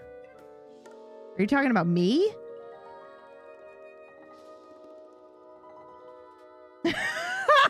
Drac, that's so funny. Okay, look, I cannot read that out loud. So for those lurking, I'm sorry, you're just gonna have to read what he said. But I had the same reaction when Drac showed up in that fucking blazer, guys. And here's the thing is that like, I feel like I don't know if Fist knows me well enough to know what was happening there, Drac.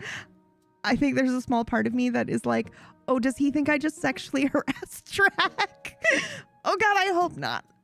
Like, I feel like he does. I forget we did Ungodly together, but also... but also... I complimented Drac very heavily. I think all I said was like, Drac, you look super good. I was like, respectfully, you look amazing. And then Flick laughed and was like, if PB says respectfully, you've won.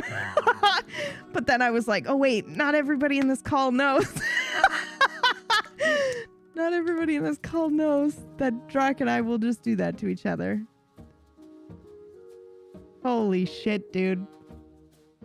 And then also remembering that he is about to play a very traumatized individual, so not to be like, yeah, but that jacket though. Holy shit.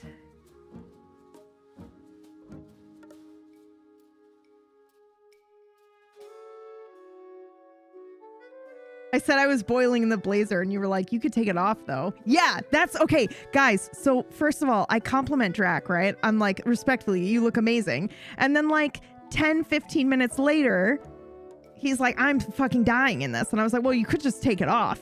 And I waited for people to laugh because it's a joke. I'm making a joke at what I said previously, right? Drac laughs, thank God. But then nobody else does it. And I'm like, guys, it's a joke. Guys, I'm not harassing Drac in a call. Please laugh.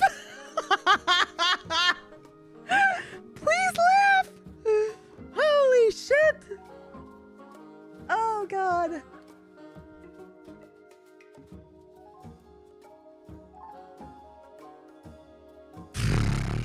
What the hell? Anyway. It was so good. Do you guys want to... Okay, wait. I'm not going to look. But I know that Hold on. I got to change the music here. Hold on.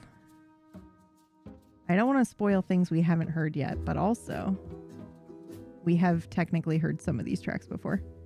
That outfit was so last minute, by the way. It was perfect. And also just who it was, you know? Who the costume was, which was really good. I also like that it, you know, now that I'm thinking about it, Drac, like the idea that,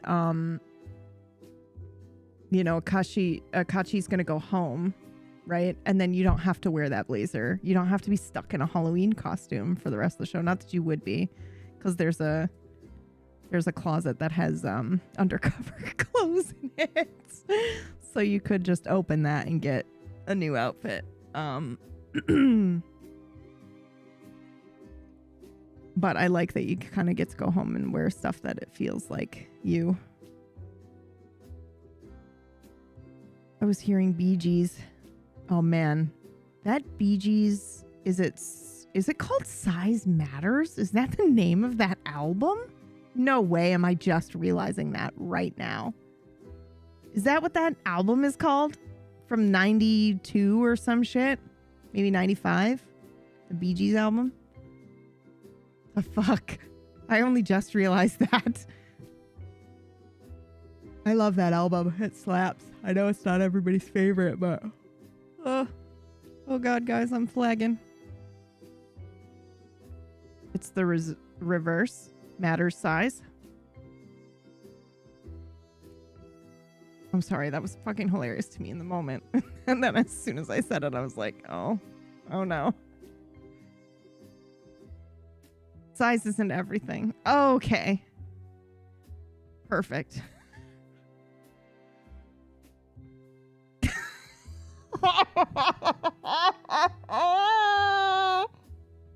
Don't kill me.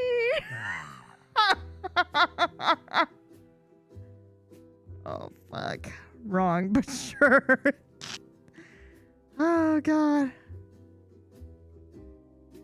Holy crap, you guys. Holy crap. Size happens, yeah. I'm so excited for this show. I'm so excited to show you guys more cool shit about Otherworld that we never got to do in Nocturne. I'm just so happy. It's gonna be so fun. Oh, man.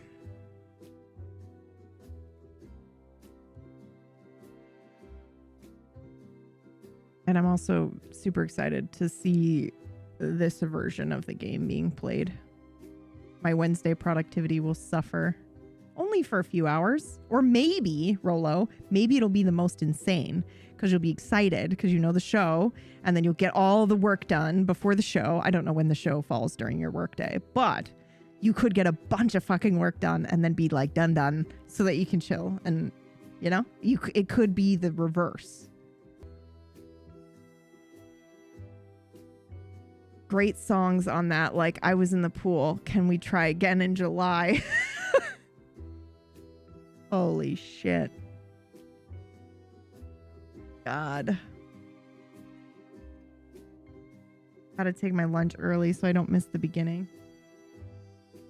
Oh man. Nothing to nothing for me because the economy took my job back in August. Oh God. Sorry.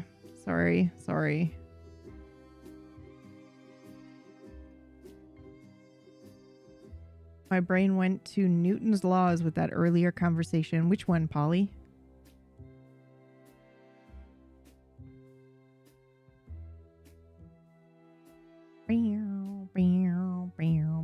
Oh, size matters. Oh, yes.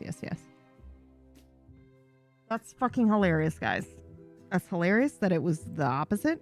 Because originally I was like, is it Size is Everything? Is that really the name of the album? Which it's also still bad. That's still that its size isn't everything is crazy. And obviously I listened to it when I was tiny, human, so I didn't pick up on the innuendo there until literally this moment. Oh.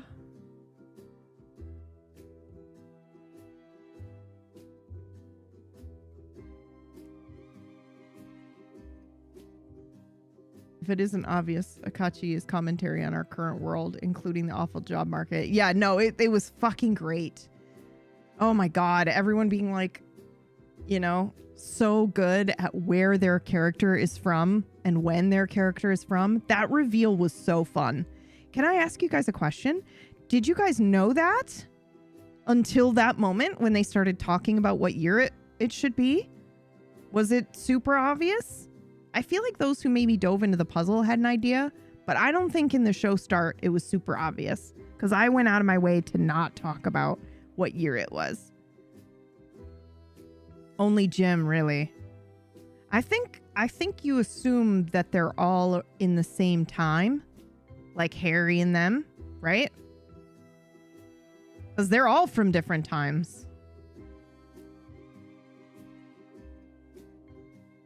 So it's crazy to think. And I had all of their character fucking years and details and shit fucking-rized. I was like, I will not fuck any of this up.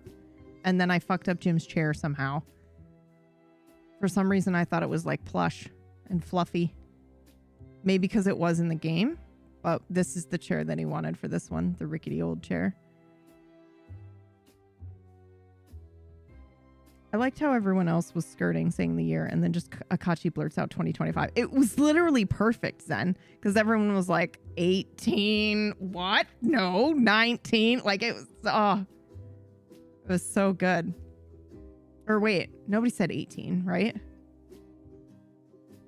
was 19. Wait, nobody said 18. Nobody said 18. Jim did. 18. Write it down now. Did Jim say 18?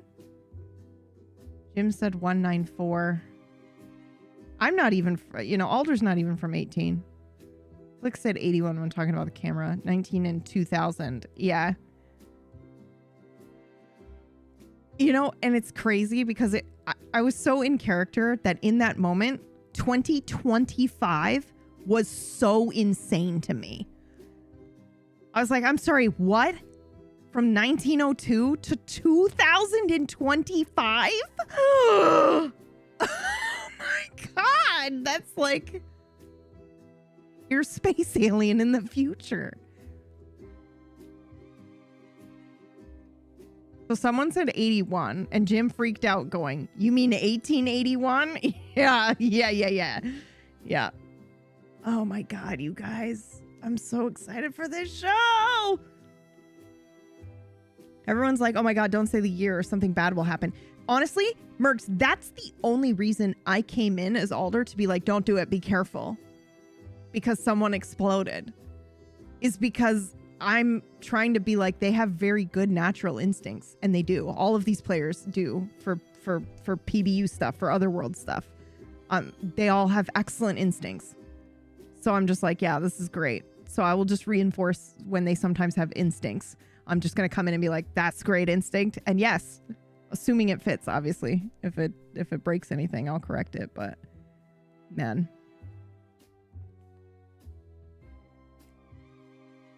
I think Jim actually said 1945 earlier because he'd come home from the war. Yeah, he's from 47, I think he said. And I'm pretty sure that is what I have in my notes as well. The thing with the dimes was cool for Jim. Everything was just super fucking neat. The fucking iPhone, dude. I can't get over that. That was so good. Does anybody have signal? Whoa, what's that? That looks new. And Jim's just like, what is that? What is that thing you are holding in your hand? It's a phone? That must be heavy. Carrying a phone with you? Okay. It was so good. Everyone was so good. Holy shit, dude.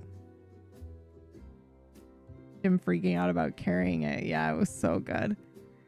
And I think Gus was like, there's 17 of them. Yeah, it's really good, man. This crew is going to be stupid. We're going to be peeing our pants sometimes and then weeping others. It's going to be great. Holy.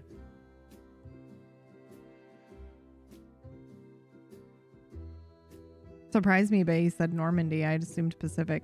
Yeah, but trust Fist to know his shit in terms of that. Like history. He's a history buff. Like we know the premise of the show now, right? That the door opens to, you know, wherever. And we're going to be solving cases that way. So I'm pretty fucking excited about that too.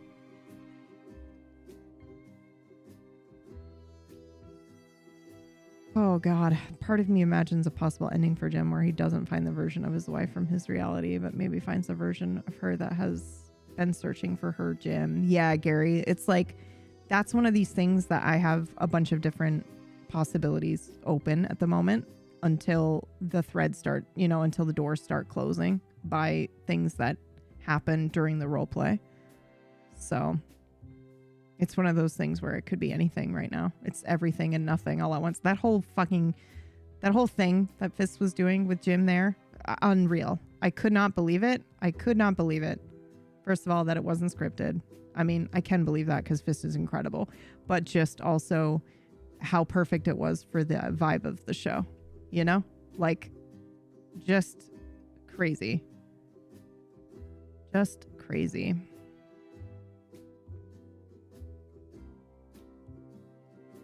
Crazy, crazy, crazy, crazy. But in our generic about nothing and everything all at once, do you have the time? Yeah, no, he was just talking about how, like, you know, that moment, and then it's like, I don't want to know the answer because right now it's nothing and everything, you know, like I don't have to. Yeah, it was so good. Whatever, I can't even paraphrase it properly. I'm gonna ruin it. But yeah, it was really, really, really good. The coin talk, yeah, it was incredible.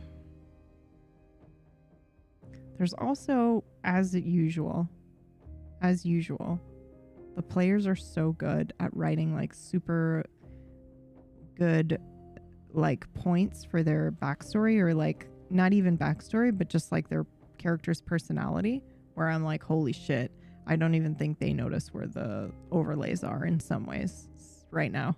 They will eventually, but I like how Akachi corrected Harry that Schrodinger was a quantum physicist and not a philosopher. But I think Harry, there was another instance of that where somebody said something that was actually year appropriate. Like, that's what we thought back then. And then they got corrected. And I was like, holy shit. It might have been Jim. Jim said a thing. And it wasn't the team. It wasn't the sports team. It was something else. It was a very fine detail that I picked up on and was like, holy shit. Remember to Google that later, and I've totally forgotten. It will be interesting to see when reality started to shift for Jim. Yeah, man. And the more I think about it too, Gary, like I really enjoyed your kind of like feedback or your thoughts on the show. I really enjoy reading everybody's stuff in the Discord. But I thought you were thinking really interesting things and asking really interesting questions. But when I saw those, I was like, oh, this was definitely, if I had any doubt, this is definitely the way to have done episode 1. And it's crazy because it just, you know, I kind of just changed it at last minute. And so there's a part of me when that happens where I just trust fall with myself and I go, this is how I function. I know I'm going to get an idea and I'm just going to trust that if it were an idea that I didn't like, I would be like, nah, no, because that's happened before too. I've had an idea and been like, no, I'm not changing it to that. So I just trust that I will know, my gut instinct will guide me in the right direction. And sometimes I'm probably going to fuck it up. But for the most part, it hasn't steered me wrong so far. So I just do that. And so, you know, when it came up suddenly yesterday to kind of just do it differently, you know, I was like, yeah, this feels good. I like this. This feels good. So we're going to go forward and do that. But then afterwards, it's not until after the show is over where my brain is like, oh yeah, see, and this wouldn't have been that way. This would have been different. This. And these are all like core things that make up what the episode 1 was. So, you know, very, very good. I was going to let it go, but I realized Akachi 100% learned the basics of quantum physics for their degree for the purposes of like quantum computing. Yeah. I also, Drac, I just thought it's weird stuff like that makes me think, I shouldn't say weird, but like small little details like that really enrich the character. Because now we know that is important to Akachi. Like, you let us know in 1 second something that they wouldn't just be quiet about despite being traumatized. And in fact, it may be the one grounding thing Akachi has right now in this traumatic space. And that says to me so much about what Akachi might do when shit gets heavy and dumb. They're going to rely on that. And that space will give them comfort. I thought it was fucking brilliant. I was like, wow, such a small detail that when we look at it, later, is going to be like, what the fuck? Yeah, super cool. The show has a Mercury vibe. Hey, man, did you guys like the credits? Did you see yourselves in the credits? Those who puzzle busted the first. I hope I didn't miss anyone. I was trying to be discreet about it too. But I'm pretty sure, yeah, the Mercurials, we gotcha. So that was the thing. I grabbed anybody who sent me a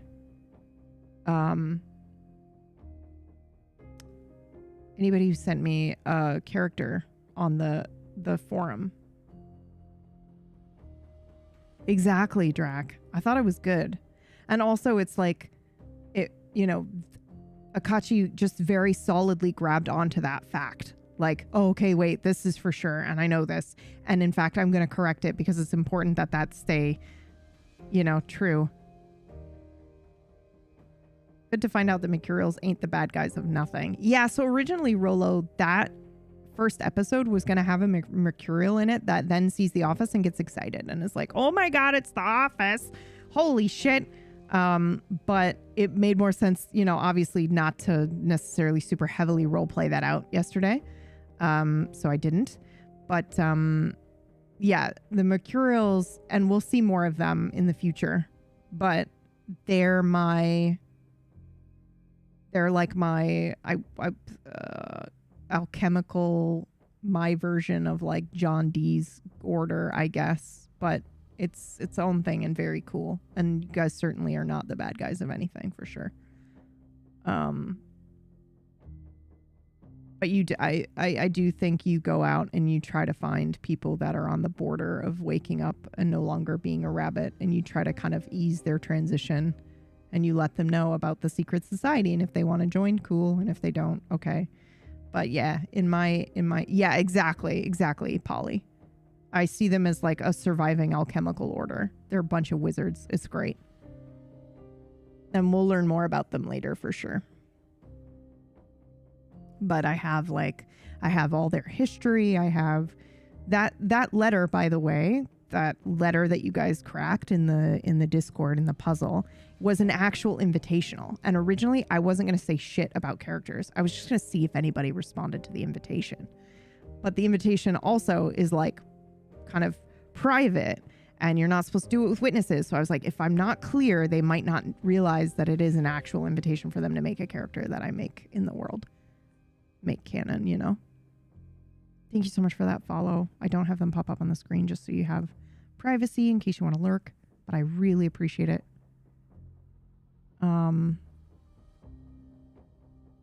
Yeah, anyway, no joke, I was tempted, but no.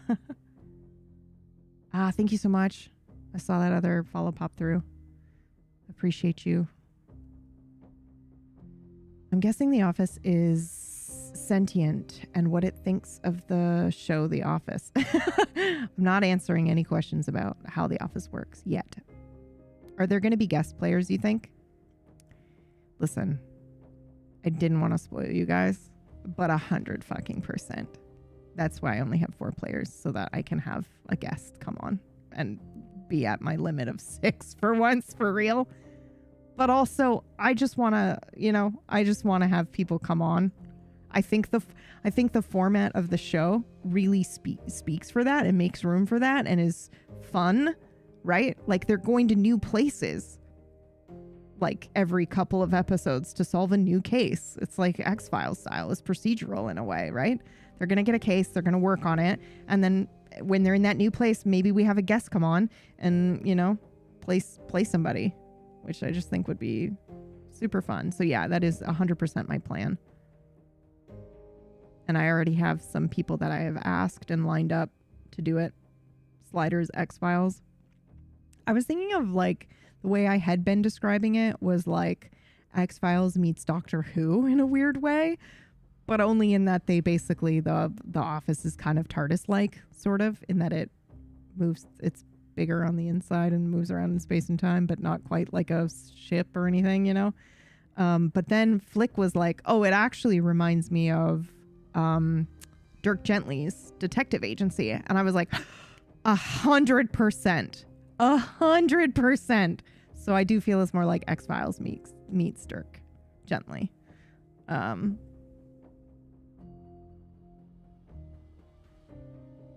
It's really such a cool concept to be able to display different elements of Otherworld, right, Christine? That I'm so excited about it. And when I was thinking about how I was going to put the show together, really what I started with, I was like, I want to run like an X-Files themed procedural. I haven't done a procedural show before where we have a monster of the fucking week, essentially. I want to do that. I think it would be really good for me. I think it will be challenging, and then eventually it'll become easier than normally GMing, which I don't think that that's true now. Now I'm like, oh, I'm basically running a one-shot every week. It's going to be very hard. But you know what? That's okay. That's fine. But there are elements that I have that I don't want to spoil for you guys, but there are elements of the show where I just know I am kind of like creating a formula for my own episodes and the way that I'm going to approach them and write them, which is fun because I've never done that before. And, you know, I don't know, man. I don't know what it is. I just think I might enjoy and other people might enjoy. You know, it, like, again, it'll get serious at times. It has an overarching story with their backstories, right? And we're going to touch on that like X-Files did, right? Every once in a while, we've got an episode that's related to the main story. But in between is a bunch of these episodes where you can just pick up and watch at any time. We're going to be laughing, you know, we're going to be scared. It's going to be fun. I'm really excited. And it does allow me to show off certain areas, certain elements of Otherworld that I normally wouldn't get to focus on in a show that is maybe set in some, you know, bumfuck town somewhere in the middle of nowhere. You know, you don't get to run into the Mercurials necessarily. You don't get to see all these other crazy weird things. I get to show you guys monsters I've made, cool creatures that exist in this world. You know, I had to be careful because yesterday somebody mentioned like, aren't you not supposed to eat fucking Fey food when you go into the, and then I had to be like, whoop, Alder's not the GM. Alder doesn't know everything and she's going to get some things wrong. So I can't just like answer the world stuff right away, you know? But I got very excited about that because I have so much shit about I've been most recently working on that specifically. So I have some really cool shit about, you know, fairies and fae and, yeah, it's just going to be, I'm just really excited. I'm really, really, really, really, really, truly excited. And it means there might be potentially like room for them to meet another creature like Jim. You know what I mean? Where you give it power and it grows, you know? They've got Josephine, which is automatically, and they also have like a closet of magical anchors and items that are meaningful. And guys, I can't wait till they start doing magic. I can't wait till they get spell books. I'm so excited for so much. I'm so excited for so much.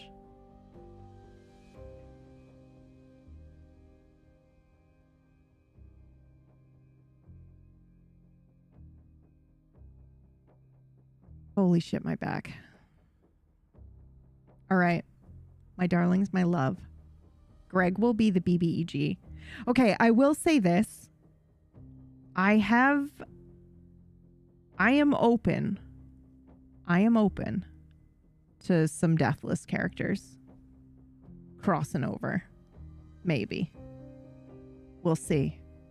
Because I have to think about their Wentz line, right? Where and when and which Wentz line they're in. Hey, Finian, good morning. That's not morning for you. It's in the afternoon. Are you just getting up? I'm curious why Alder said Harry was cheating. Because to me, cheating requires actively intending to do so. Yeah, well, I think he was. So here's the thing. This is Alder's take on him, right? And I don't know how Dan's playing Harry. But Harry knows he's extremely lucky, right? And he thinks, right? There's an extra element to it. It would be one thing if he was like, I just play the game and, I've been lucky. But there is an element of Harry where it's almost like he's assuming that luck is something else. You know what I mean? I don't know if I'm being very articulate there, but there's a difference between somebody being like, wow, yeah, I just got really lucky. And the way that Harry is like, it's like a extra thing that he has. And I think he knows it and this is all coming from Alder's perspective, by the way, not me, the GM, but Alder's perspective is like, he knows he can feel it. There's an instinct in him that knows he's drawing from something from somewhere and that he's using magic. He might not understand that he's using magic, but there is something where he's like, and he's just calling it luck, but really he's bending the world to his will in those moments. Too lucky to just be lucky. Yeah, there's a whole little section in the Otherworld core book that actually talks about that. It's actually like, oh yeah, you've probably used magic. And you just didn't know it because you called it coincidence or luck or whatever. So yeah. Hey Sebastian, how are ya? Welcome in. Hey now, how are you? Yeah, Zen, I'm really hoping that I can have like an alpha for you guys by the midpoint of this show. My goal is, the reason why I'm running Genesis right now, which is the Shill show on Friday, which starts tomorrow, is that I want to do my stint and get that out of the way so that like the next first half of the year, I can just finish this core book. And I want to keep working on it while I'm working on the show, which may or may not be easy to do when I'm basically running two shows, on a Wednesday and a Friday. But slowly waking up yesterday was ridiculously fun. It was so good now. It was so good. Harry has telekinesis. I'm not saying anything. And I'm trying to be so clear here that that's Alder's perspective. I'm not saying that he's actually doing magic. It's just Alder is assuming that he is. Or the office wouldn't have showed up. What you call coincidence, I call magic, or something similar is on the overlay. Good eyes, Christine. Harry is secretly bald. Hey, somebody just screenshot that. Just that. And put it in the, you could even put it in the Deathless channel in the Table Story Discord trench and just at Dan, because I think he's in that channel. Just show him that. Sorry, Gary, I just think you'd laugh at that. Just out of context, Harry's secretly bald. Harry the not so hairy. Oh no. Oh no. He lost his hair for luck. Yeah. Did anybody also notice? Well, no, I can't say that. I'm going to say it because I already started it. Did anybody notice? And I'm assuming Dan did this on purpose, but he switched his eye color. And I was like, what gift are you giving me right now, sir? I'm going to write it down. I'm going to take notes because I'm taking notes too. But, what's up with that?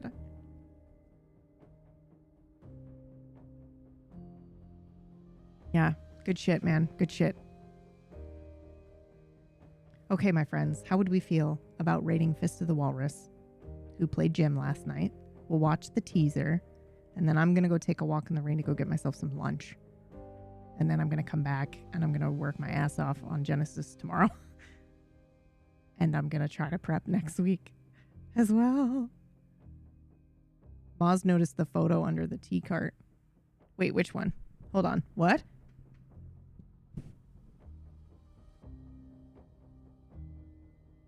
Oh, you mean above? Or is there a photo underneath it? Wait, what are you talking about? Hold on. Did you guys just notice something I haven't even noticed yet? Hold on. What do you mean? Do you mean above or under? Oh my God!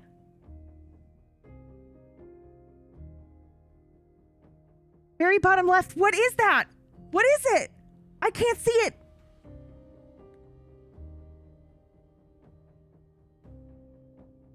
Oh my God. Stevie left us an Easter egg. Let's look. Let's look together.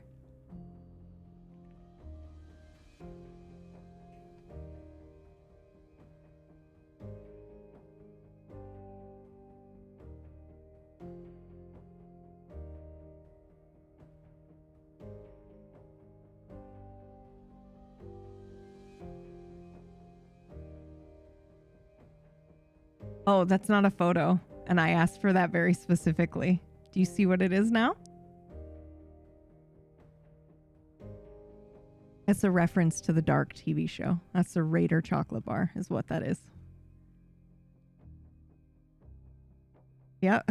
And I was like, oh, if you could just put this little nod to Dark in there for me, I would really appreciate it. Because I think the reason that they use that in Dark is because it is a chocolate bar that was like discontinued or something like that. It's like a German Mandela effect or something like that. So dehance, yeah. However, there is a photo that is hidden somewhere. I don't know if you guys have seen it yet, actually. I have to think if we've seen it on an overlay. There's a photo that is partially covered. There's a bunch of stuff in the overlay and stuff hidden and things for you guys. Just little Easter eggs, nothing super crazy. The extended shelf on the desk. Is that something etched on the shelf? It sure is. It sure is. Shall I zoom in for you? Because I also know what this Easter egg is. Okay, you ready? And I can't tell you, unfortunately, because it is related to the show and I can't have the players knowing yet.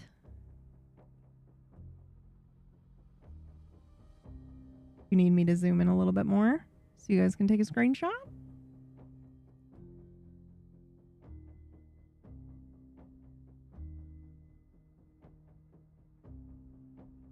God, she fucking destroyed this. She absolutely destroyed this, you guys. Unbelievable. It's such high quality in the door and the light here. Oh, man. You guys, I get to put this in my book. I'm trying not to get emotional right now, but it's too late. It's happened. My friends are so crazy talented. And I mean skilled, because whack gets crazy when the word talented is used to describe skill. What's here, actually?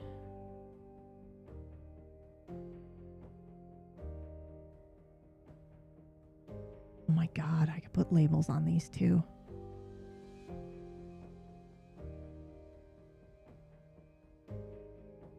Dude. It's so good. She destroyed this. Like, holy crap, man. I can't. Hey, Unmade, is Dumb tied to other table story games? It is in the world of Otherworld. So that means Nocturne. That means Kingmakers-ish, sort of. And then Deathless. Those are the three so far, right, guys? And Stygian Gate, obviously, but Stygian is directly tied to Nocturne.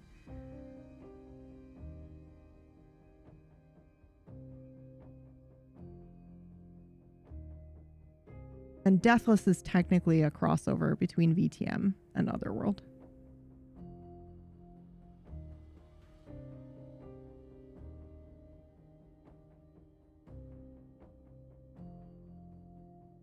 So good, you guys. Holy crap. Tidal Blades too, if you stick with the Kingmaker ties. Not really. So I'm gonna clarify something here. So Tidal Blades is obviously not my IP, so it is not in the same world. But I originally wrote that story to go on the other side of where they are in Din and Kingmakers. I originally wrote it to be like, oh, cool. And then what happened was I found the system for Tidal Blades and I was like, this is amazing and I want to run this. And so I took out the key parts that made it my IP and just like moved it and ported it over to their IP, but it is still technically that IP. So, you know, can't be saying that it is in, and it's like, you know, the Citadel and like all the stuff in there obviously isn't, but in my headcanon, that story, there is a version of that story of the Tidal Blades crew that would also that also exists on the other side of the world that fits in that world, whatever that is, whatever that looks like. It probably looks very different. Maybe we'll run something like that one day, but yeah, just to be super clear. Yeah.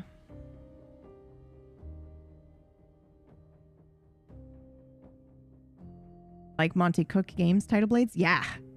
I saw that system when it was first coming out and was like, oh my God, this looks great. It's super fun to play. And I wanted to run it. So I ran 2 seasons of that. Really, really, really fun systems. Due to the multiverse, all systems are related.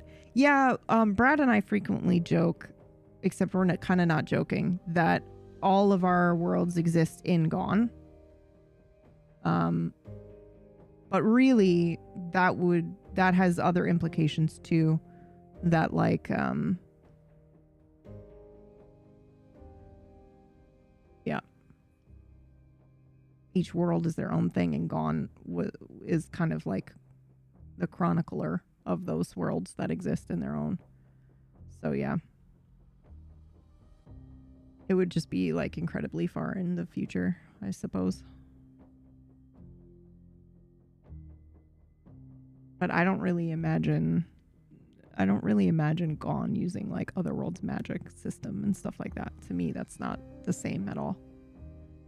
So I guess it's not really technically an Otherworld.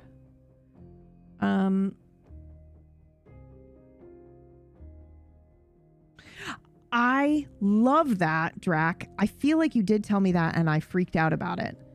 But I don't know if you guys know this, but Amara's buckle belt, which Stevie did the art for the second season of Tidal Blades, and the buckle had one of the symbols from that Razroth got when solving the Institute quiz.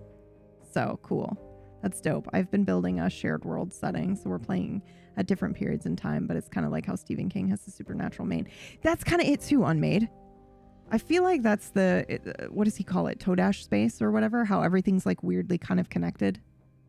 That's kind of what I'm doing as well. It's not all in one area though, like Maine. Not really necessarily a Todash space, but yeah, I have stuff that's interwoven into it.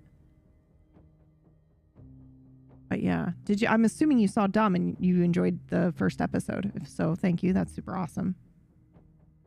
I just saw that you came in and it said first chat and then it was like you were asking about Dumb. That's why I made that assumption. Not that I had to explain why I made that assumption, but I realized quite suddenly that if I don't explain myself, it's just going to sound like I was like, yeah, sounds like you watched Dumb. Thank you. And for no fucking reason. Ugh. So, you know, anyway, I'm done freaking out about myself. Oh my God.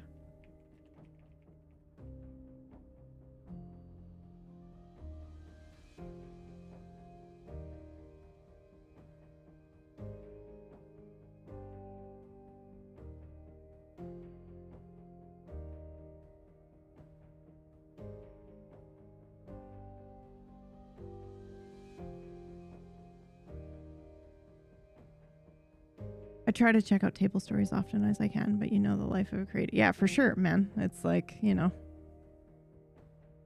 For sure. But I just assumed that that's why you were popping in here. I'm glad you enjoyed it. Oh, man. All right, my friends. How do we feel about going for a rainy walk? And I'm going to get some lunch, but we'll raid Fist, and I'll have him up on my phone while I walk.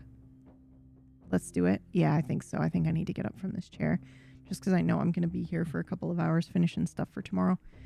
I know I was going to play a game, but you guys know me better than I know me. And you just kind of asked me questions about dumb and let me chill for a bit. Thank you so much. I really appreciate it.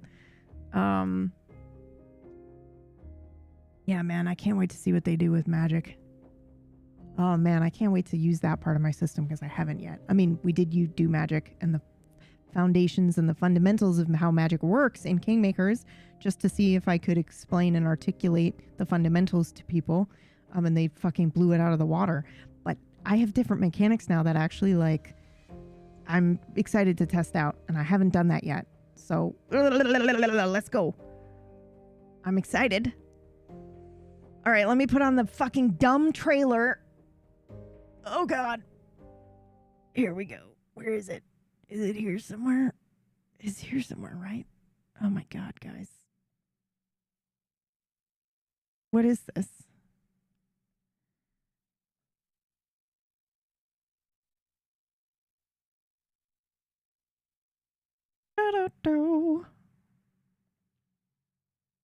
Ow.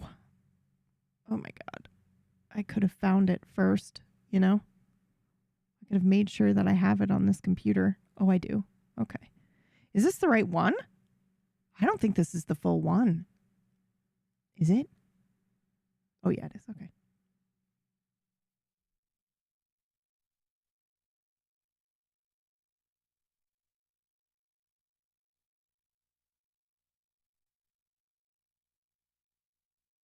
It's muted?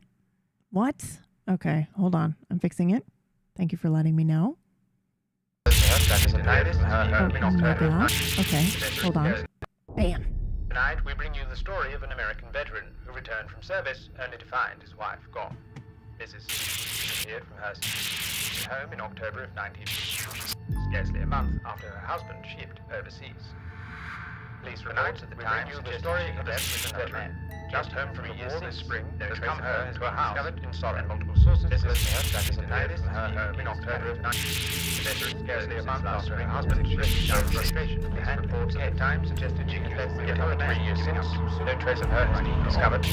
Breaking news out of Queens, where a deadly confrontation occurred between the police and a group of costumed Halloween revelers.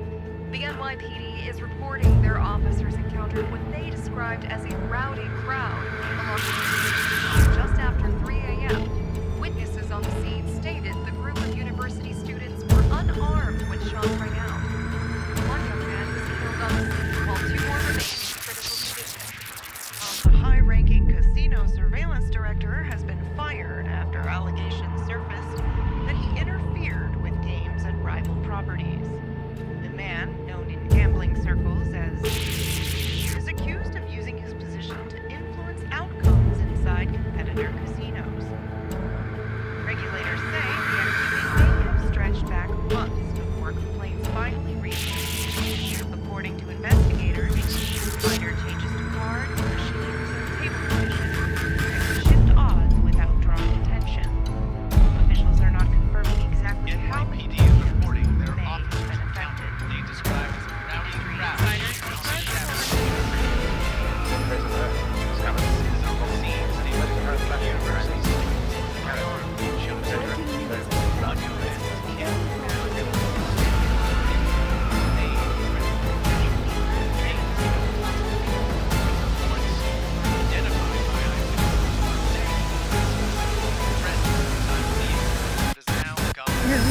Rogers in that card again. Whereabouts are currently discovered. So good. All right, fam. Thank you so much for supporting me and my creativity, and I love that I get to do this for you. I love that I get to run shows. I love that you get to enjoy them. I love that we get to hang out. I feel so incredibly grateful on days when I'm like post GM brain and I kind of feel the pressure to like, well, we got to play a game, you know, that you guys can just you know, remind me with your presence that it's fine to just chill and exist with each other. So I really, really, really appreciate that. All right, I'm going to go for a walk. I'm going to get some lunch and we're going to go see Fist of the fucking Walrus.